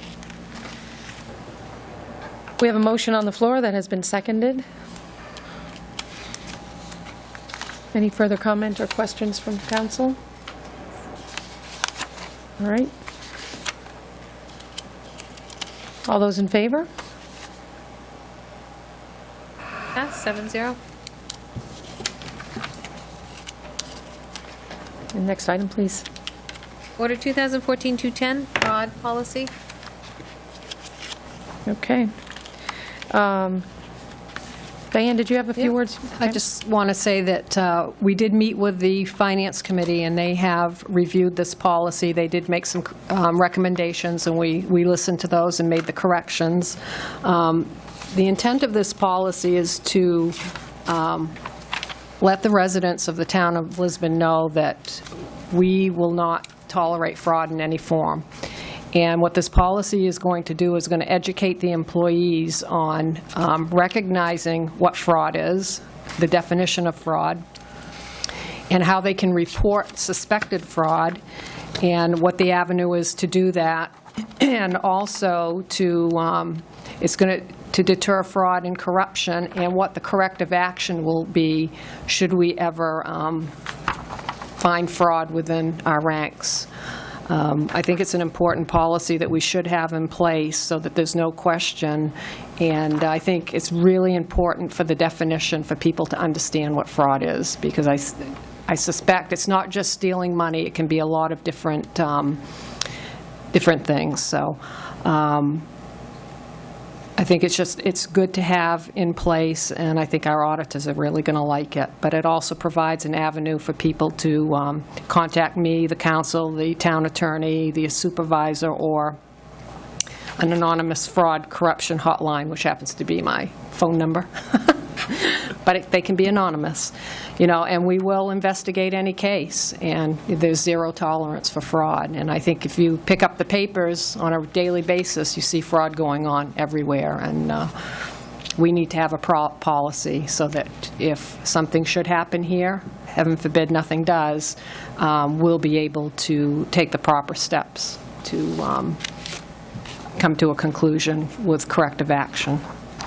And this fraud policy includes fraud by the town manager, fraud by the town council and individual councilors.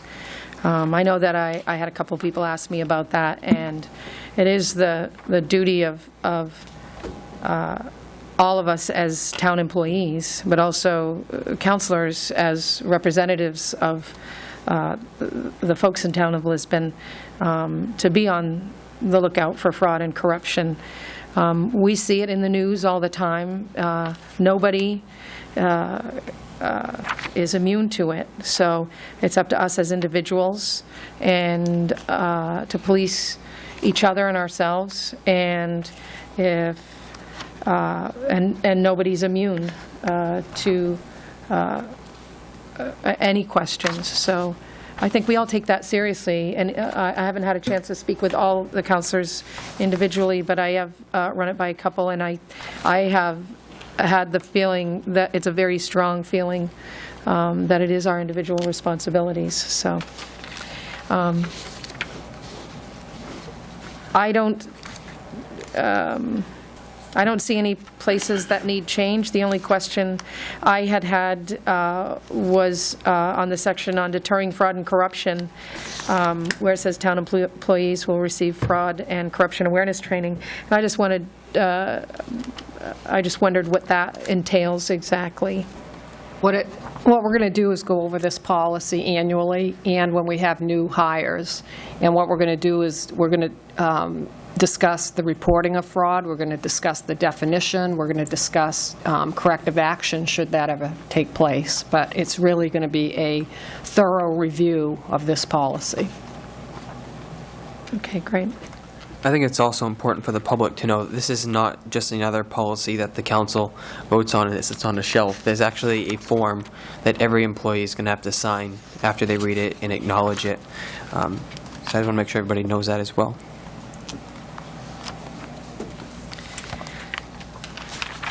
If we don't have any further questions or comments, the town manager's recommendation is we'll look for a motion for the council to adopt the fraud policy as written. I'll make that motion. I'll second it. Okay, and all those in favor?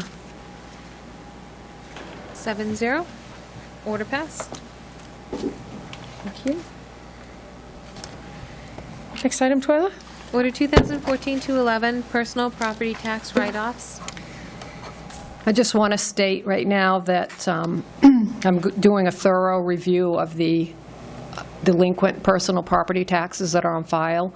They go back quite a number of years, and we have been trying to locate a lot of these taxpayers. Some of them are out of business now, and we cannot locate them. I'll be coming back to you at a later date with some more write-offs, and that will include those type of businesses where we no longer can contact the property owner. We don't know where they are. Therefore, there's really no way for me to do further collections on it. The people that we do contact, we're letting them know that they need to make a payment arrangements with us, and those that do not and completely refuse to pay, there's another step that will be taken, and that will be the small claims court process. And I can tell you it works very well. It really does. I hate to go that route, but if people will not pay their taxes. The other thing that I hear is people want us to waive the interest. We cannot waive interest on taxes. Once the council sets the interest rate, which they do every year prior to the commitment process, there's no way that by state statute we can waive that. The only time interest is goes away is if there's an assessment that's wrong and we end up having to do an abatement and the taxes haven't been paid, then the interest goes away because you would abate it back to the date that the taxes were set. And that's the case with this personal property tax write-off tonight. Riverview Farm received a letter from the assessing department back in December of 2011 regarding a request for an abatement because of the value of their personal property tax. And in the letter, Mr. Van Tynen stated that he was going to grant the abatement, but it never got followed through. So it's beyond the time for them to do the abatement. It's beyond the time for you to do an abatement. So the only thing we can do is write it off. And because this person has that letter in their possession, I could not take that to small claims court. The judge wouldn't ever side with me on it. So the only thing we can do at this point is to write it off. So as we go through the tax accounts, I'm reviewing everything thoroughly, and that's how I found this letter for this year taxes. So the request now is to just write off the amount for the 2011 personal property tax in the amount of $249.90 for Riverview Farm, account number 320. Any questions or comments from council? Got to do it. Okay. So we need a motion to authorize the write-off of $249.90 of the 2011 personal property tax bill assessed to Riverview Farm. I'll make the motion. I'll second it. All those in favor? Order passed, 7-0. Okay. And the next item, please. Order 2014-212, authorization to enter support agreement for Cisco devices. Okay. Diane? Yeah, this is just our annual agreement for support on 7 Cisco devices, which includes our firewall and security access points. That's about all I know about these because I'm not computer literate, but Ryan might be able to fill in some.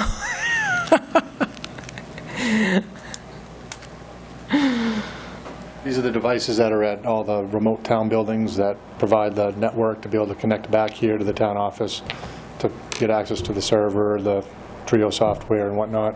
It's an annual support service that we need to renew so we can still get manufacturer support if we need it on those particular devices. And this is with Cisco? We pay them, or are we paying someone else? SimQuest is a reseller, and it's So we're paying through SimQuest? SimQuest. Yeah, they're the ones that monitor and let us know when the subscriptions are due to be renewed, and they've sent us the annual bill. Okay, any other questions for Ryan? Thanks, Ryan.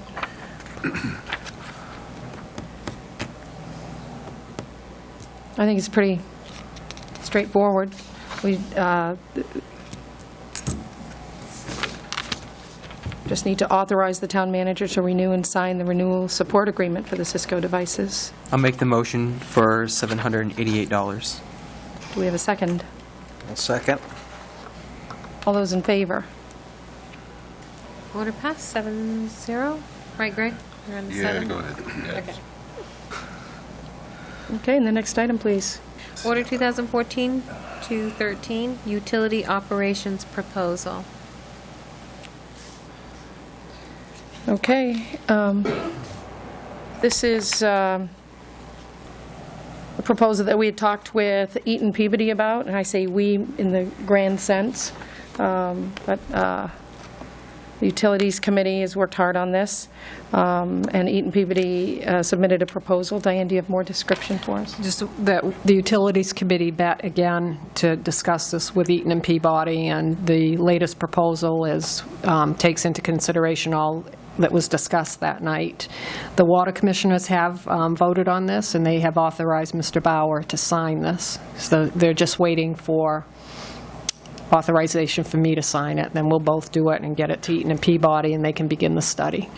Okay, so we are looking for a motion to authorize the town manager to I'll make the motion. sign.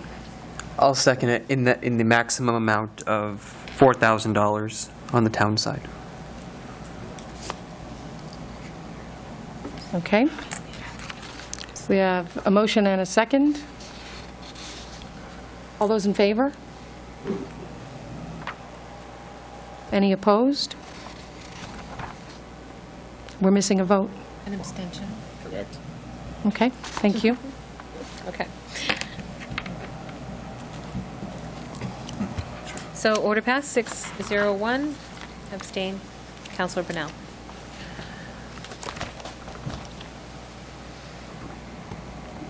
All right, and the next item, please. Order 2014-214, set date proposed for first council meeting in November to Wednesday, November the 5th, 2014. And this is because? It's Election Day, November 14th. Okay, November 4th. Yeah, November.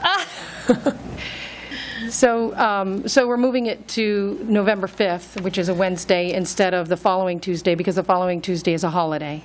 And we don't want to skip a meeting that month. So any questions from council?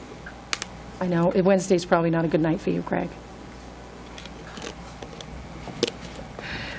It's probably not a good night for anyone, but I know I have Tuesdays crossed off every week just in case, but it is hard to put it on a different night, but I think that's our best option instead of skipping. If council is in agreement, I would accept a motion to set our council meeting, our first council meeting in November to the 5th of November. I'll make that motion. And a second?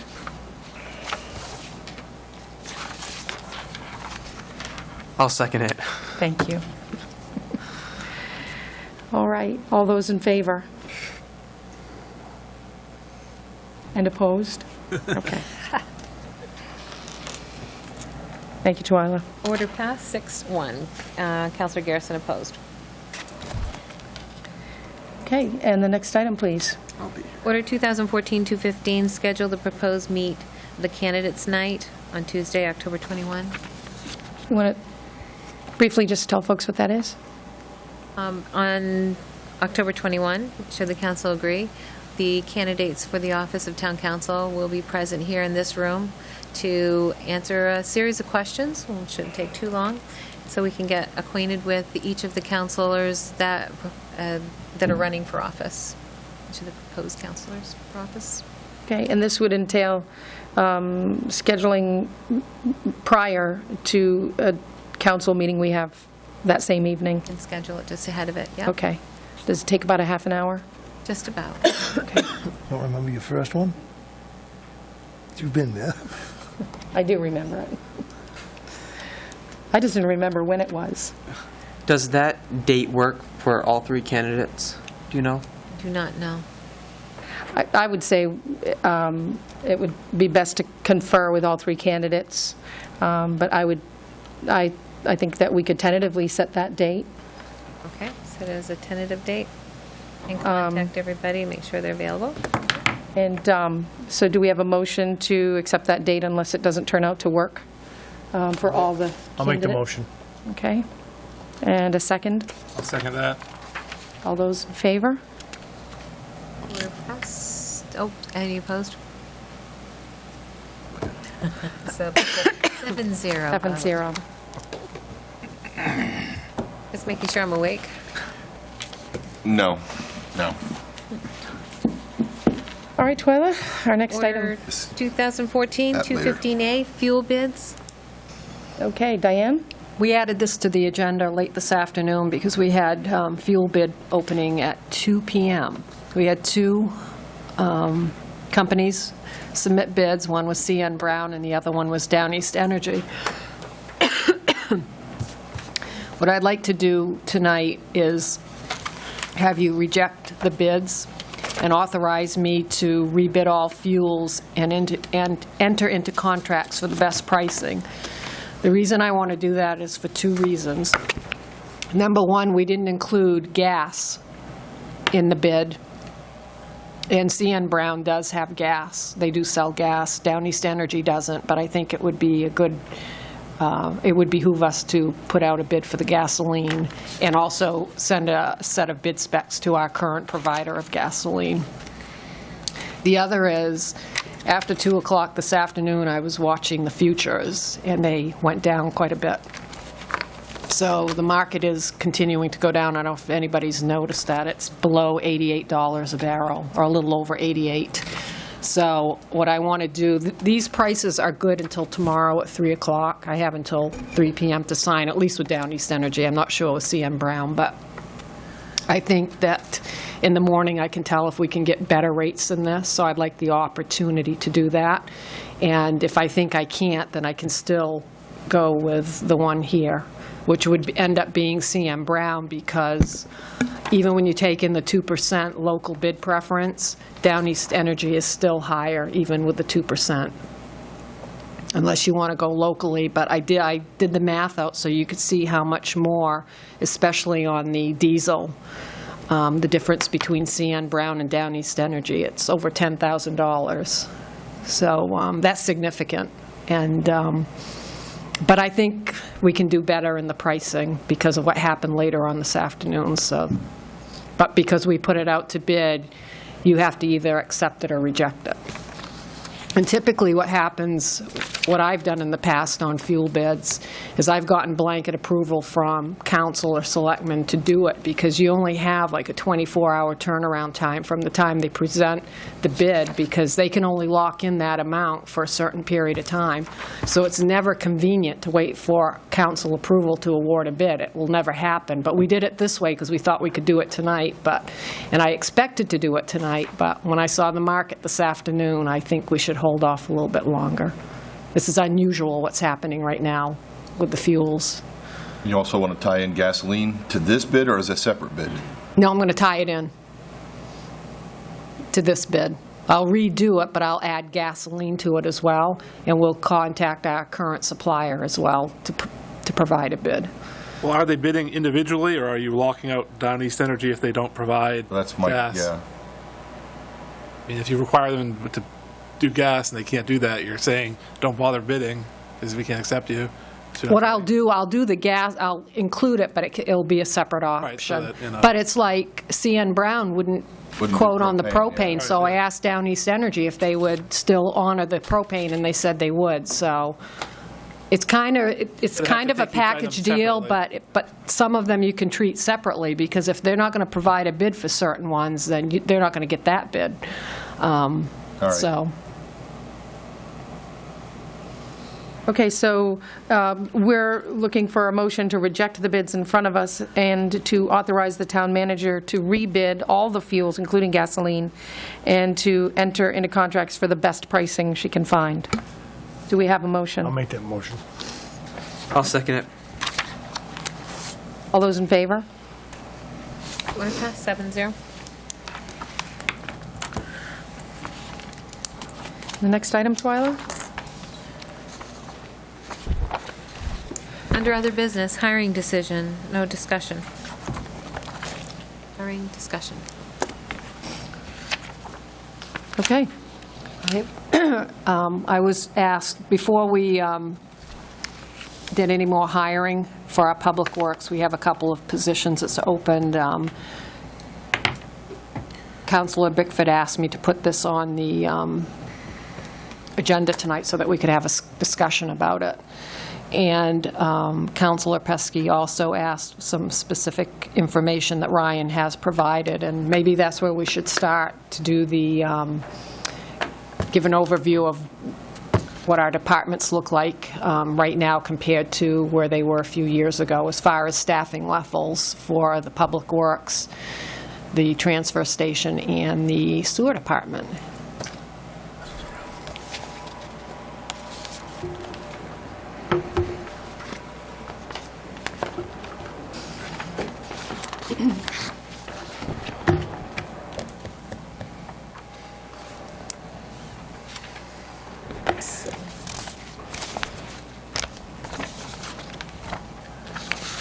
I'm hoping First this off, is what- thank you for putting this together, Ryan. I'm hoping that's what you were looking for.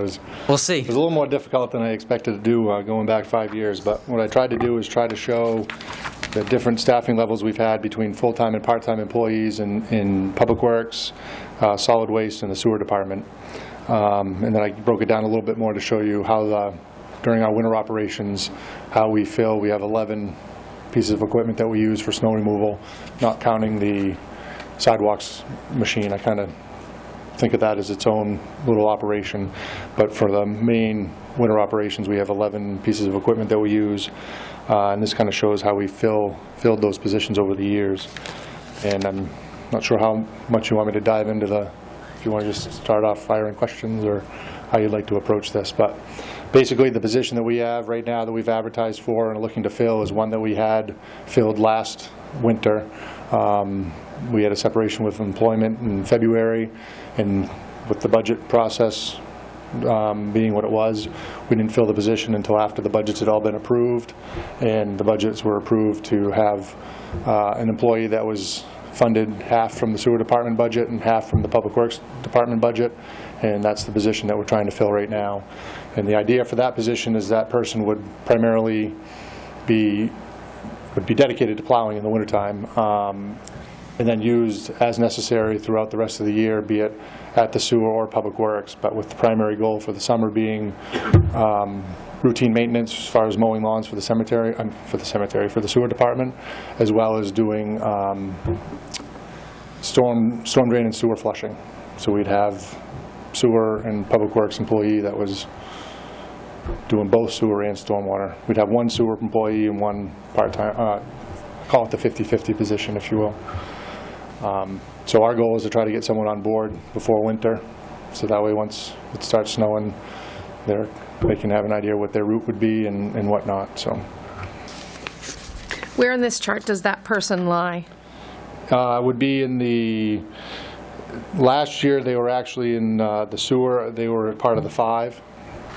This year, they're part of the 4.5. Last year, we budgeted them entirely in the sewer department and just billed them out to Public Works when he plowed in the wintertime, because that proposal happened after the budgets were already adopted, so we didn't have the funding in the Public Works budget last year, and we put it in the budget this year.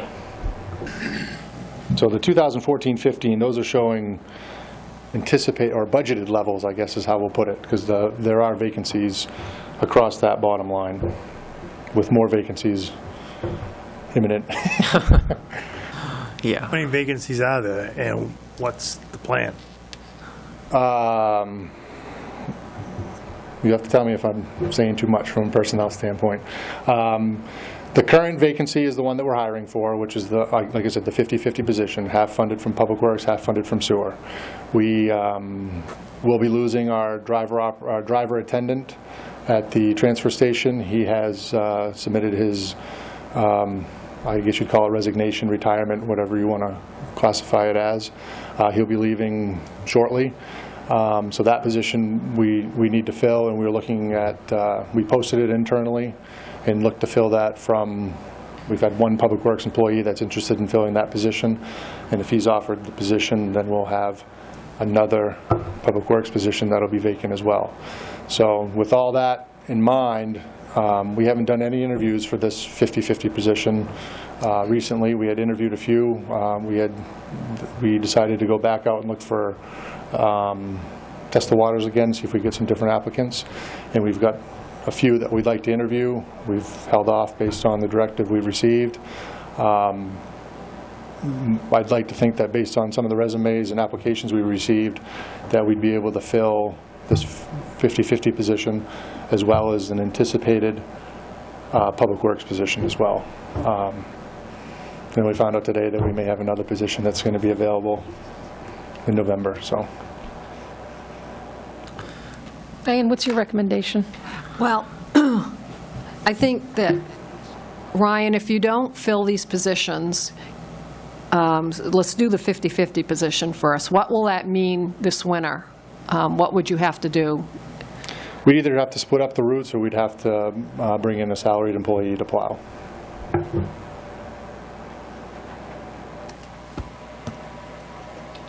Does that mean you? And if you did a salaried employee through the Department of Labor. Scenario, it would be, but it wasn't necessarily me. No, but if that's, clearly if it was him, we'd have to pay him overtime, because he would not be in a supervisory position. He'd be doing the manual labor. If it's another employee, another supervisor that's salaried, I'd have to check on that to see if we'd have to pay overtime. I'm thinking we would through the Department of Labor, but... I just want to, after we talked about this yesterday, we've had, and I'm not just, but we've had Public Works directors plowing snow in the past for years. It's, you know, this would not be, Ryan wouldn't be the first one doing it. They've been doing it way back. I know, but it doesn't mean it was done right. It would be the first one in at least the last 5 or 7 years. It would be the first. I guess my question is, which thing costs less, paying a higher paid person overtime, or paying a new employee straight time? I mean, that's where the dollars come in to me. Well, we've got to add the benefits in there, too, so it's not... Right. This part-timer going to get benefits? It's not a part-timer, it's a full-time position. It's a full-time position that's funded half through the general fund budget, which would be half the wages and half the benefits, and the other half is through the sewer department. So the benefits are going to be there? Only half, yeah.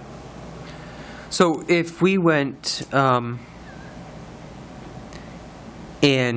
with the 2014, 2015, the anticipated positions for the plowing crew with the budget would be 12 total.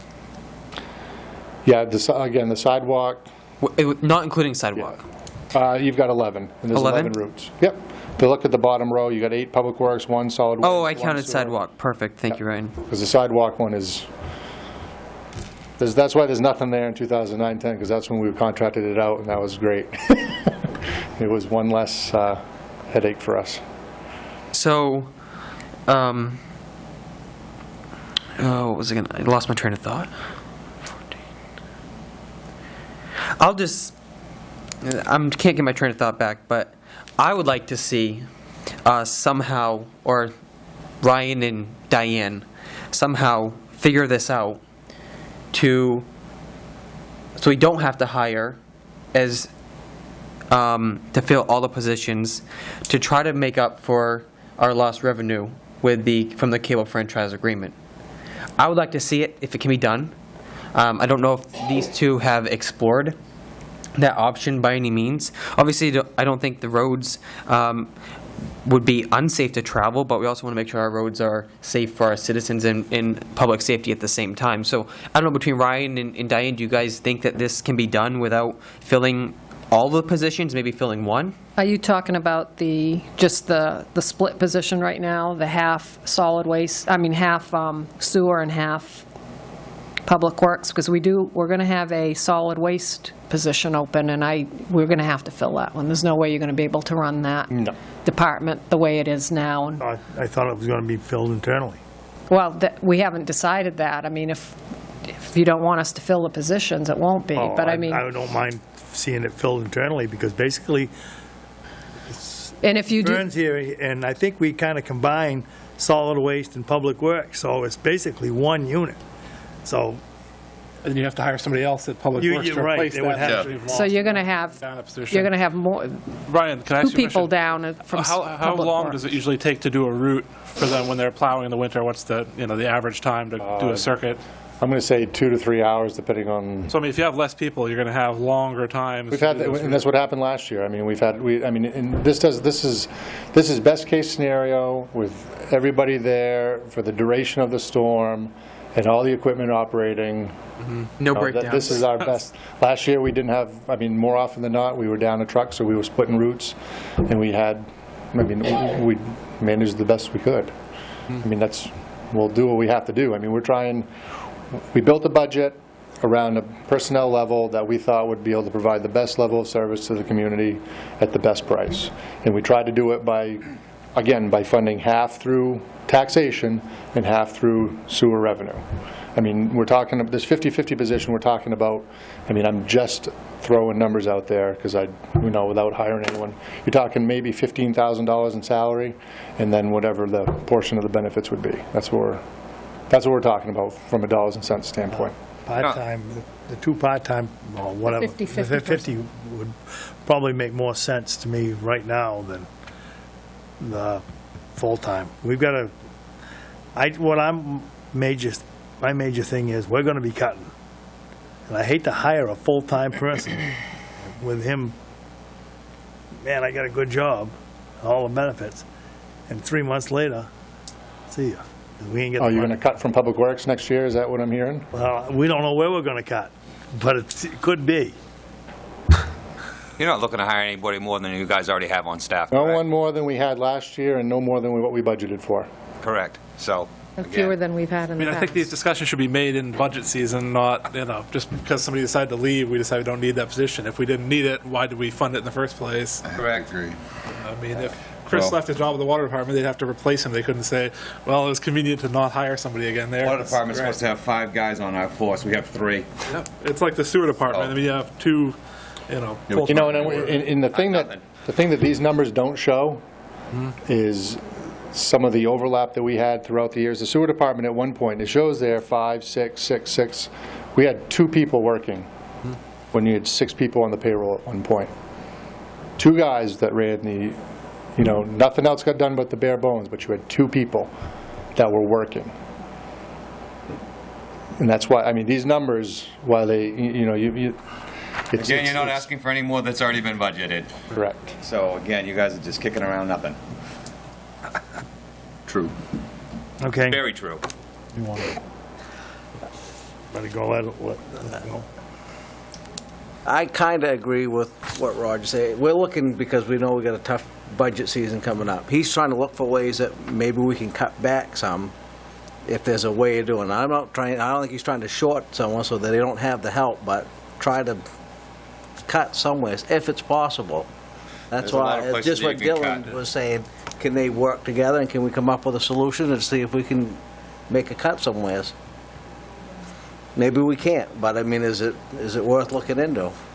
I would like to elaborate, since we are having a discussion, that based on some of the folks that have indicated that they will be leaving, you're going to see some savings just in salary reduction anyway. I mean, that's the flip side of this coin, is that, I mean, there are union positions with a pay scale that's set by the union contract, and depending on years of service and whatnot, the rates will be determined based on that scale, and it's a good possibility that you'll see a decrease in what you're paying on an annual basis anyway, just based on bringing someone in at the bottom at a lower pay scale. So just, it's a discussion. Good food for thought. That is, I know which one. I know the whole thing, but yeah, you're right. Sure you do. Do you have anything further, Diane? Anything from anyone? I would like to see what can be done, but if I'm the only one, then I think, for me, I'm not specifically looking at Public Works for cuts right now, any more than any other department, but I think that this is a discussion that is going to lead into other discussions that we'll have down the line about taking a look at personnel overall within the town, so. Yeah, I would like to see, kind of following up on Dylan's idea that had been presented at an earlier meeting, the idea of looking at overall staffing levels and, do we have the right numbers of staff in each department, rather than just making a, snap decision based on somebody left, so we're not going to fill that position. Let's say what are the lowest priority positions and cut those and make a systematic approach to it.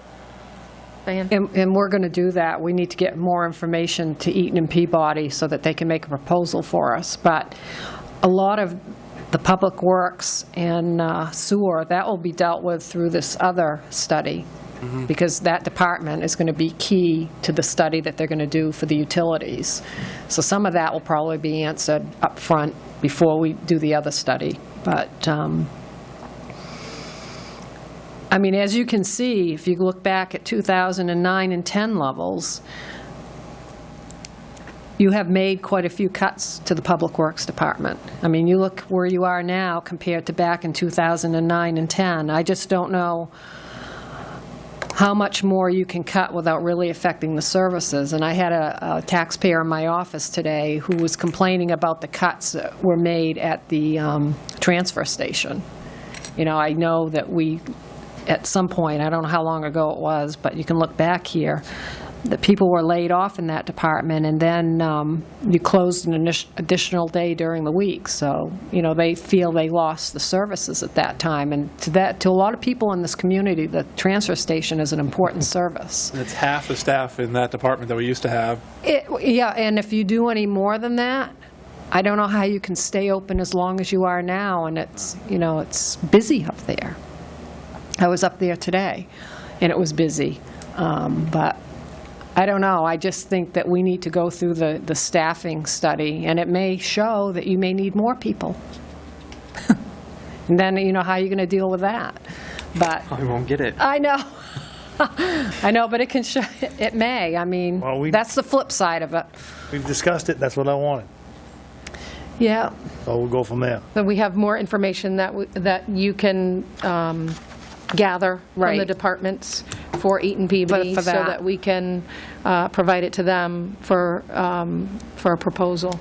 But in the meantime, we have 2 positions that we need to fill, and there's probably going to be a third one coming up as well in the Public Works Department. So I think we need some direction on, you want us to go ahead and fill those as... Well, as Councilor Brunel pointed out, they're budgeted positions. Correct. Okay. Ryan? Yes, sir. Without those bodies, can you function safely?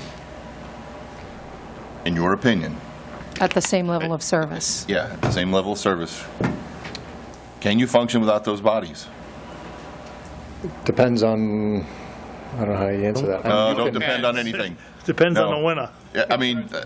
No, I'm going to say, well, like, just for instance, It's going to be the same winter we had last winter. I mean, back it up. I mean, we'll go on a real life example. They're saying. We functioned at the treatment plant with 2 guys. But barely. And so... That's what I'm saying. I'm Barely not going to leads to say that the mistakes. guys that are there can't do the job Just and need to won't be step filled. up, but, I mean, I didn't know what we were going to talk about tonight, so I had some information. Right now, on the books, 56 weeks worth of vacation amongst the entire staff, 112 weeks of sick time on the books, 17 weeks of comp time on the books. And we have, how many employees here? I mean, just if someone gets sick, we're going to be paying for them, and we're not going to have somebody else there. I mean, that's what I'm most concerned about, and it's because of the, I mean, how do you say this without sounding like you're speaking poorly, but you have long-term employees that have accumulated, they've paid their dues and they've earned what they've got, and they've got the time on the books. And per the union contract, when they plow all winter long, 30, 40 hours straight, with because there's not like Lewiston, we don't have a B team that we can call in after 15 hours and say, go get some sleep. Those guys have to catch a couple minutes rest and then go back out plowing. And so they earn their 180 hours of comp time that they're allowed to have on the books. But that's 4.5 weeks of vacation or time off if they were to take it. So it's not just can you function, and that's why in the summertime, those guys know that they're there for the winter. And the summertime is where we're really hurt the most because we can't get projects done when you've got, 2 or 3 guys at a time, but you can't deny them to take their vacation because, they've earned it. They've most certainly earned it.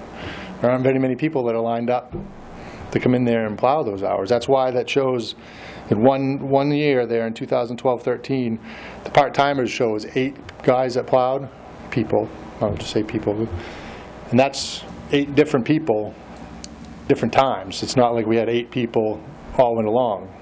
We had 8 different bodies that we had to beg, borrow, and steal to get to come in off the street and run a piece of equipment for us.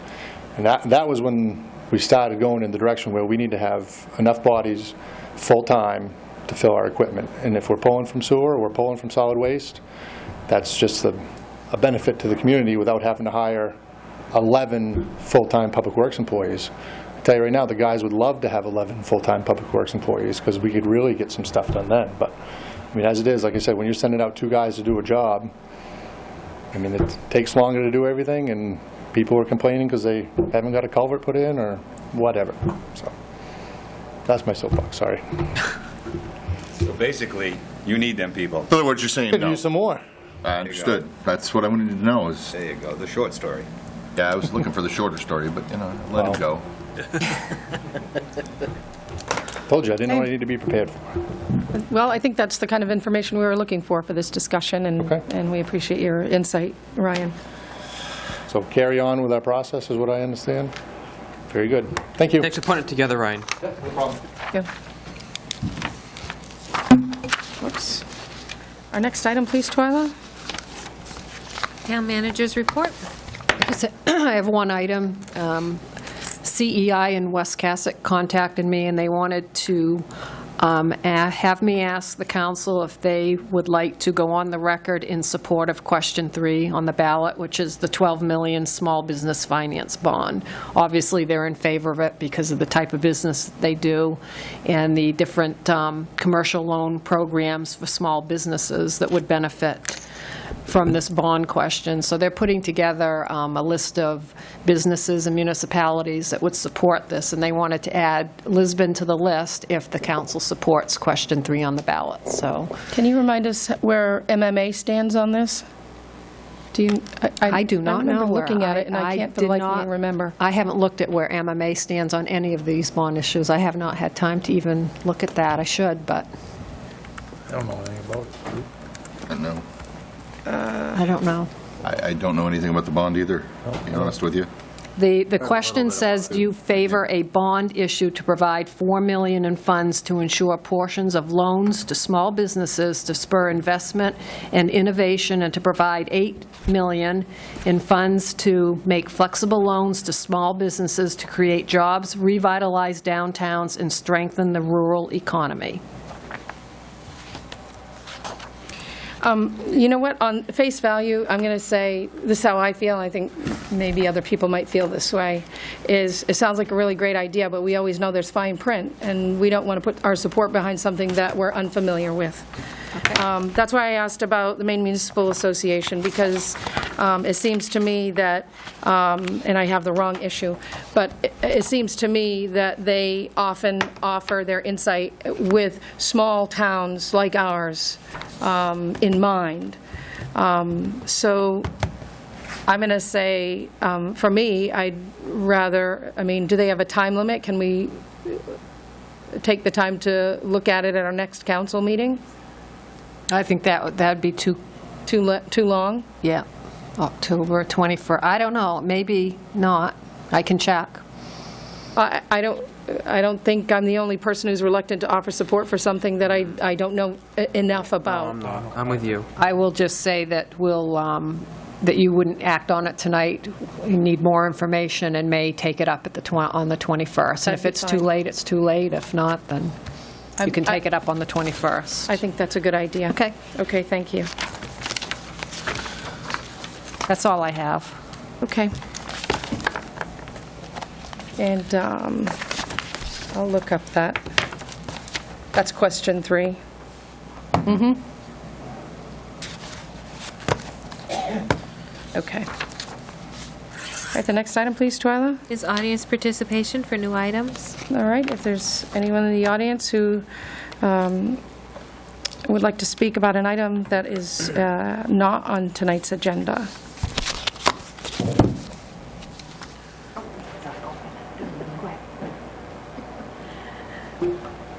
Dot Fitzgerald, Lisbon Falls. I attended the football game last Saturday afternoon.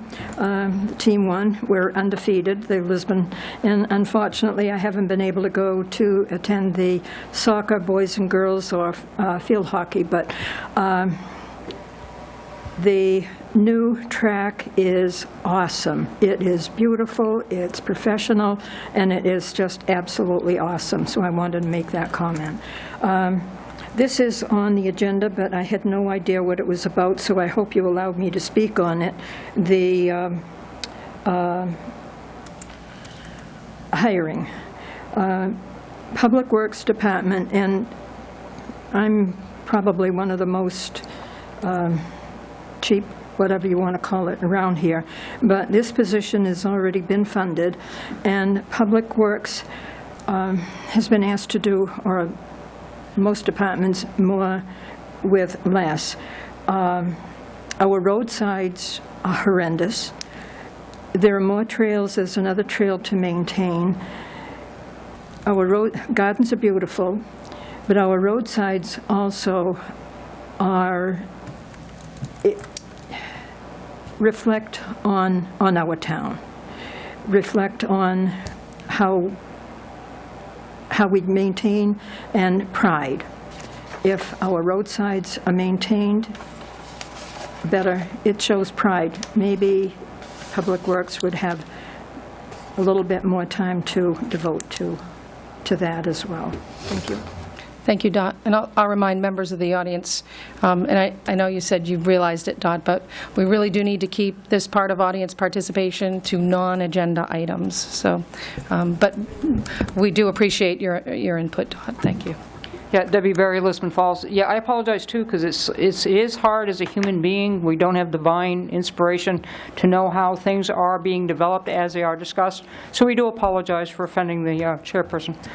I went down to the library today, and on the plate glass window in big pink letter, there's an advocacy ad for the municipal and the school for basically supporting the bond. And this is concerning me, because our taxes go up, they continue to go up, they continue to go up, and we have to pay for political advocacy on top of that. And it's on the library window. I didn't ask for a copy of it because it was just sitting there. It was bright pink paper. You can't miss it. And if you read the verbiage on it, it's asking the taxpayers to attend this meeting on the 27th. But in the meantime, because we do have absentee ballots going, to support the issue. And that is, I looked at the legal definition of political advocacy. It has 25 different ways of doing political advocacy, and that would be one way of doing it. And where our taxes are so high, I couldn't find also in the charter where that gives you authority to do so, that you actually advocate for us to bond our homes for future taxes, for things that we could do a pay-as-you-go thing. And that was never developed either, so that was my question to the council, to please stop doing that. Thank you.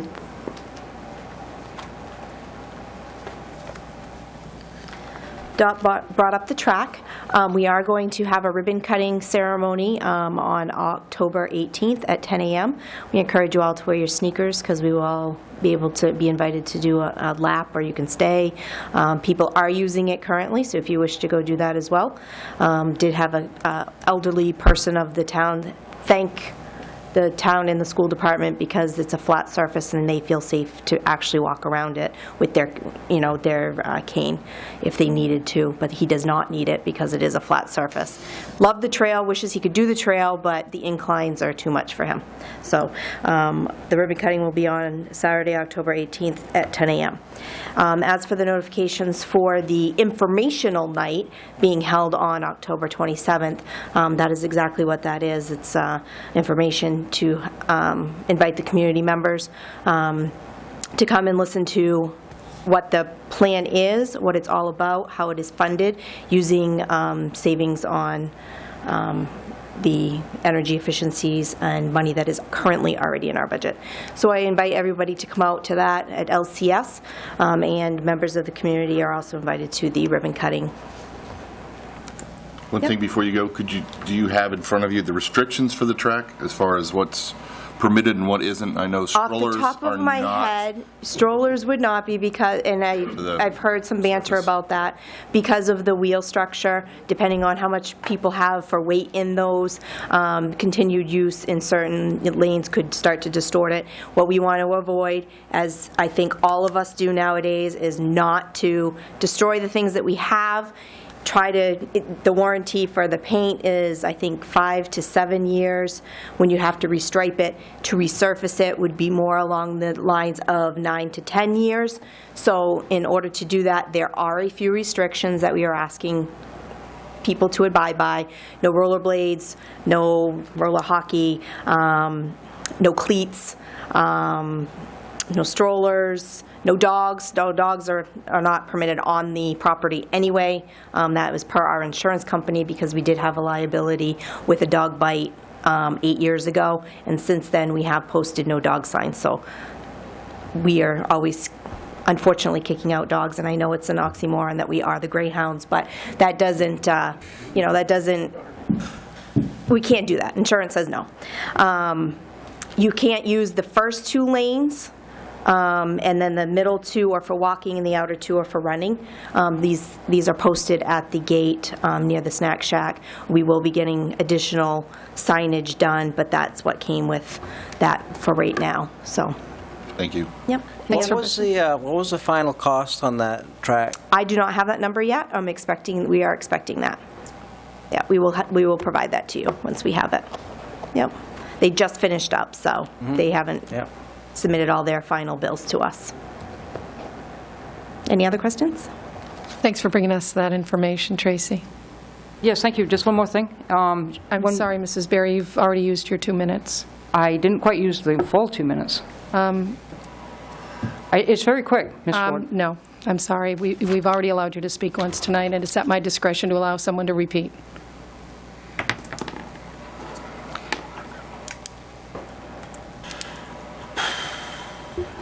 Frank Larochelle, Lisbon Falls. Definitely not on tonight's agenda, but I know it was discussed a little bit. Listened to the discussion about town employees and staffing levels. And as we actually look at having outside people sourced and paying outside people to look in a town to see staffing levels, I would really encourage to be kind of conservative on that. I think it'd be interesting to look within the town and ask that department people, what they actually need, because I knew 5 years ago we were understaffed when we started cutting people. So if you are going to pay someone from out of town to come and look, hopefully you're prepared to actually add staff if they say we need more. Because I think I think it's pretty easy to look around town and see that we're well understaffed already, so just my opinion. Thank you. Thank you, Fern. Do we have anyone else for audience participation? Okay, thank you. Our next item, please, Twyla. Council's response to new items? I think we had some response during that session, and I think we're all set. All right. Lisa, can I say something? Yes. Just to what Tracy said, that informational meeting is on October 27th at 6 PM. Thank you. At LCS or LHS? LCS, okay. LCH. This is, I hope everyone who can All right. goes to that informational meeting, because it's, we've all been to a series of informational meetings, but this really will put it in a nutshell for everybody, and folks will be there to answer questions about that performance contract. Great, thank you. Next item, please, Twyla. Is under appointments, Order 2014-216, to accept the resignation of Utilities Committee member Everett Perry. Okay, and do we, just quickly, do we have a new person to take his place on that committee? Not yet. Once you accept the resignation, then we can advertise the Okay, good. vacancy. Okay. I'll make the motion to accept the resignation. I'll second it. All those in favor of accepting the resignation of Everett Perry? Order passed, 7-0. And the next item, please. Order 2014-217, to nominate council member to serve on the Androscoggin County Budget Committee until Diane Barnes, the town manager, becomes a resident. And that's very soon, it's the 20th? Yes, hopefully, if everything goes fine, it'll be the 20th. But Pat Fournier called me back, and she said that they could not accept or even vote on my nomination because I'm not a resident of Lisbon yet. So to protect our seat on that board, I think we need to nominate a counselor until I become a resident, so that at least, and then they can vote on that. At least that protects our seat, so Lisbon has a seat at the Budget Committee. Well, I know we have a lot of counselors who are very involved. I was looking into this, and I wouldn't mind serving unless there's somebody else who... Mark said he really- would. If you want to serve, certainly, I'll let you. It's have only it. for a couple of weeks, so I mean, it's not a big... Yeah. Okay. Do you know whether they have any meetings coming up? They're on the Wednesdays. I think they've already had one meeting. But Wednesdays in October. Okay, so we can find out from them. Okay. And I think that she told me they go back to back every Wednesday until they're done. So, Okay, well, I mean, that means 2 Wednesdays, but if you would like to do it, I was concerned that we wouldn't have someone who has the time to do it, and I'm willing to do it, but if you want to do it, you can have it. I'm going to say I'm okay with you doing it, All Mark. right. I'll nominate Mark Lunt to I'll that second that. seat. Any other nominations? Okay. All those in favor of asking Mark to serve for us? Thank you. 7-0. I'll get you the schedule, Mark. Thank you, Mark. And the next item, please, Twyla. Councilor Communications? We've already had some discussion throughout the meeting. Is there anyone who'd like to add anything? I do have 2 things I just want to add. Just so the public is aware that Eaton and Peabody is preparing a personnel study contract to send on to us to negotiate with them or to accept it and pay them to do a study. We just met with them, and they are sending that over this way. They just have to get a couple more pieces of information from the management team. And second thing I just wanted to mention is to the council in general. Over the past month or so, since I've been walking on the new walking path, I've got a lot of comments from people wondering what we're going to be, if we're going to continue to look at or start to look at pay-as-you-throw program for trash, or not to move forward at all with that. I've informed all of them that, during the budget season, we threw it out, but it might not be out of the window altogether, ultimately up to the council. So I just want to put a bug in everybody's ear. Maybe we should publicly put a committee together to look at it if we want to, or let the public know during a meeting that we're not going to be moving forward, so they're not in limbo mode as much. But I just want to share that with everybody so we're on the same page. I agree. During budget discussions, we did discuss the fact that even though we were not going to consider it for the current budget, that we would look into it. We just didn't want to rush into it, and there were definitely pros and cons to both sides. So I'd be happy to hear input. I don't know what the rest of how the rest of council feels. Should we put together a committee? Should we have a workshop to talk about a committee? Should we have a committee to have a workshop? I mean, We should have a committee. which one is the horse and which one is the cart? See if we need a How about a workshop. survey from the public? How about a survey from the public, and see what the people want? That could be beneficial. Councilor Mativer Yeah, we could do suggests a that. survey. We could send something in our sewer billings. Well, actually, we've done online surveys. Yeah, we can do online surveys as well. We can find a way to do that. I think that's a good idea. See if there's I any just don't wanna support for it, or if there isn't. Right. Instead Right. of wasting we even bother, if we did, rather than waste our time if, people are for it or against it. Right? Can we General idea. put together a survey, not something that's going to, You want just a simple one-word question? I mean, nothing lengthy, are you... would you like the Would town you to consider? support pay per bag, or pay as you throw? Pay per bag is probably what you'd call it. I just think there might be a lot of misunderstanding on Well, that. we can supply a definition, Yeah. too. Okay. How's that? Anything that says pay, they're going to say no to, That is That's true. right, you're right. period. Okay. I'd prefer to say no, because I it'll do cost know me that, more money, because I got way too much trash in my house. I do Even know recycling. that on the, when it started out, if there was going to be, they thought it was another tax. And that was the biggest thing. They thought our revenues weren't going to go down. We were still going to be coming out of general fund to pay the sewer, and this is another payout. And that was another tax. And that was, and we decided not to try to fix that a little bit. And If you use the money to try to offset the property taxes and lower property taxes by the same amount that you're bringing in through paper bag, then, it'd be neutral for most people, whereas if you're just trying to make new revenue, you're Yeah. saving Right. money They through thought they were tax trying on to make top. new and revenue. that's, the extra. But it really encourages recycling if you do pay as you throw.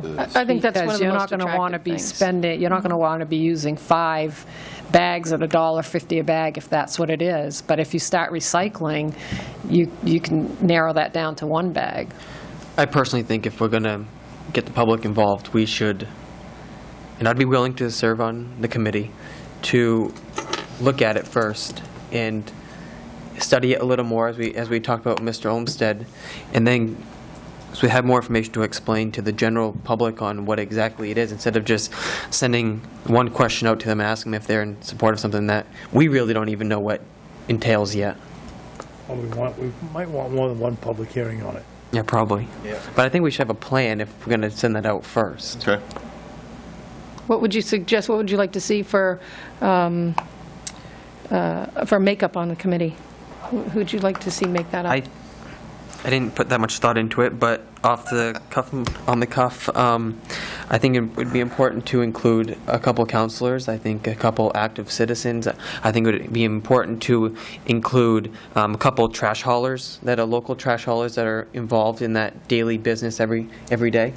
And Public Works, or Yeah. solid waste? Maybe like Ryan or something that represents that department.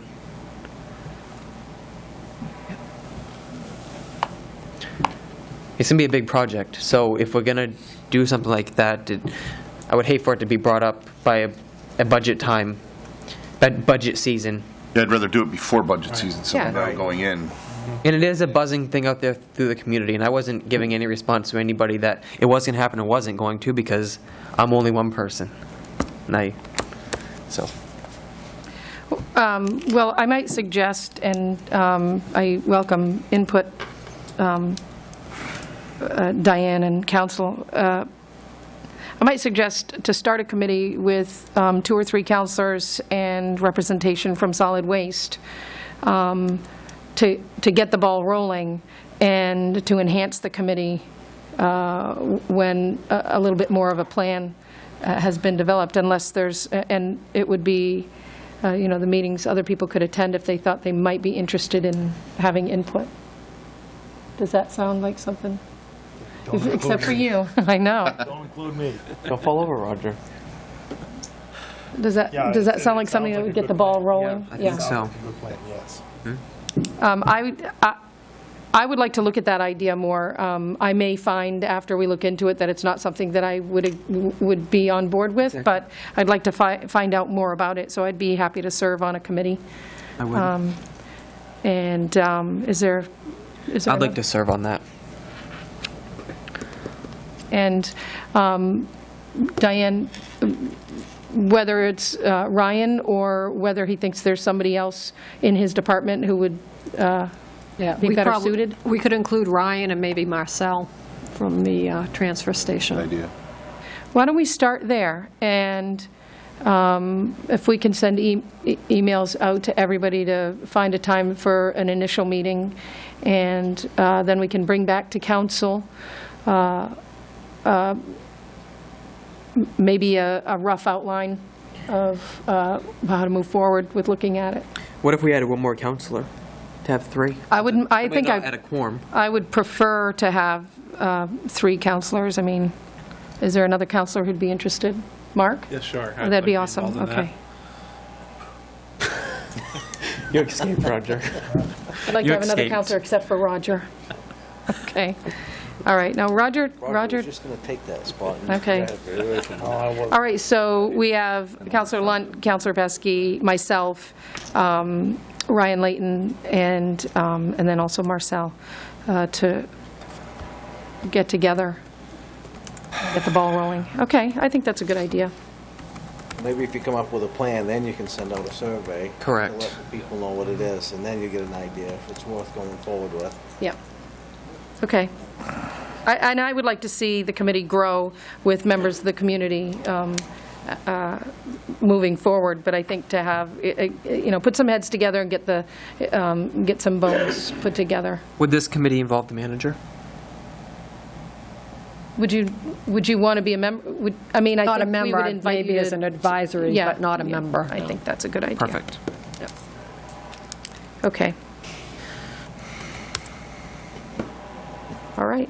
And we can decide the committee's name at the first committee meeting. All right. Any other councilor communications? Okay. Next item, please, Twyla. Is order 2014-218 to adjourn? I'll make the motion. All those in favor? Order passed. Thank you.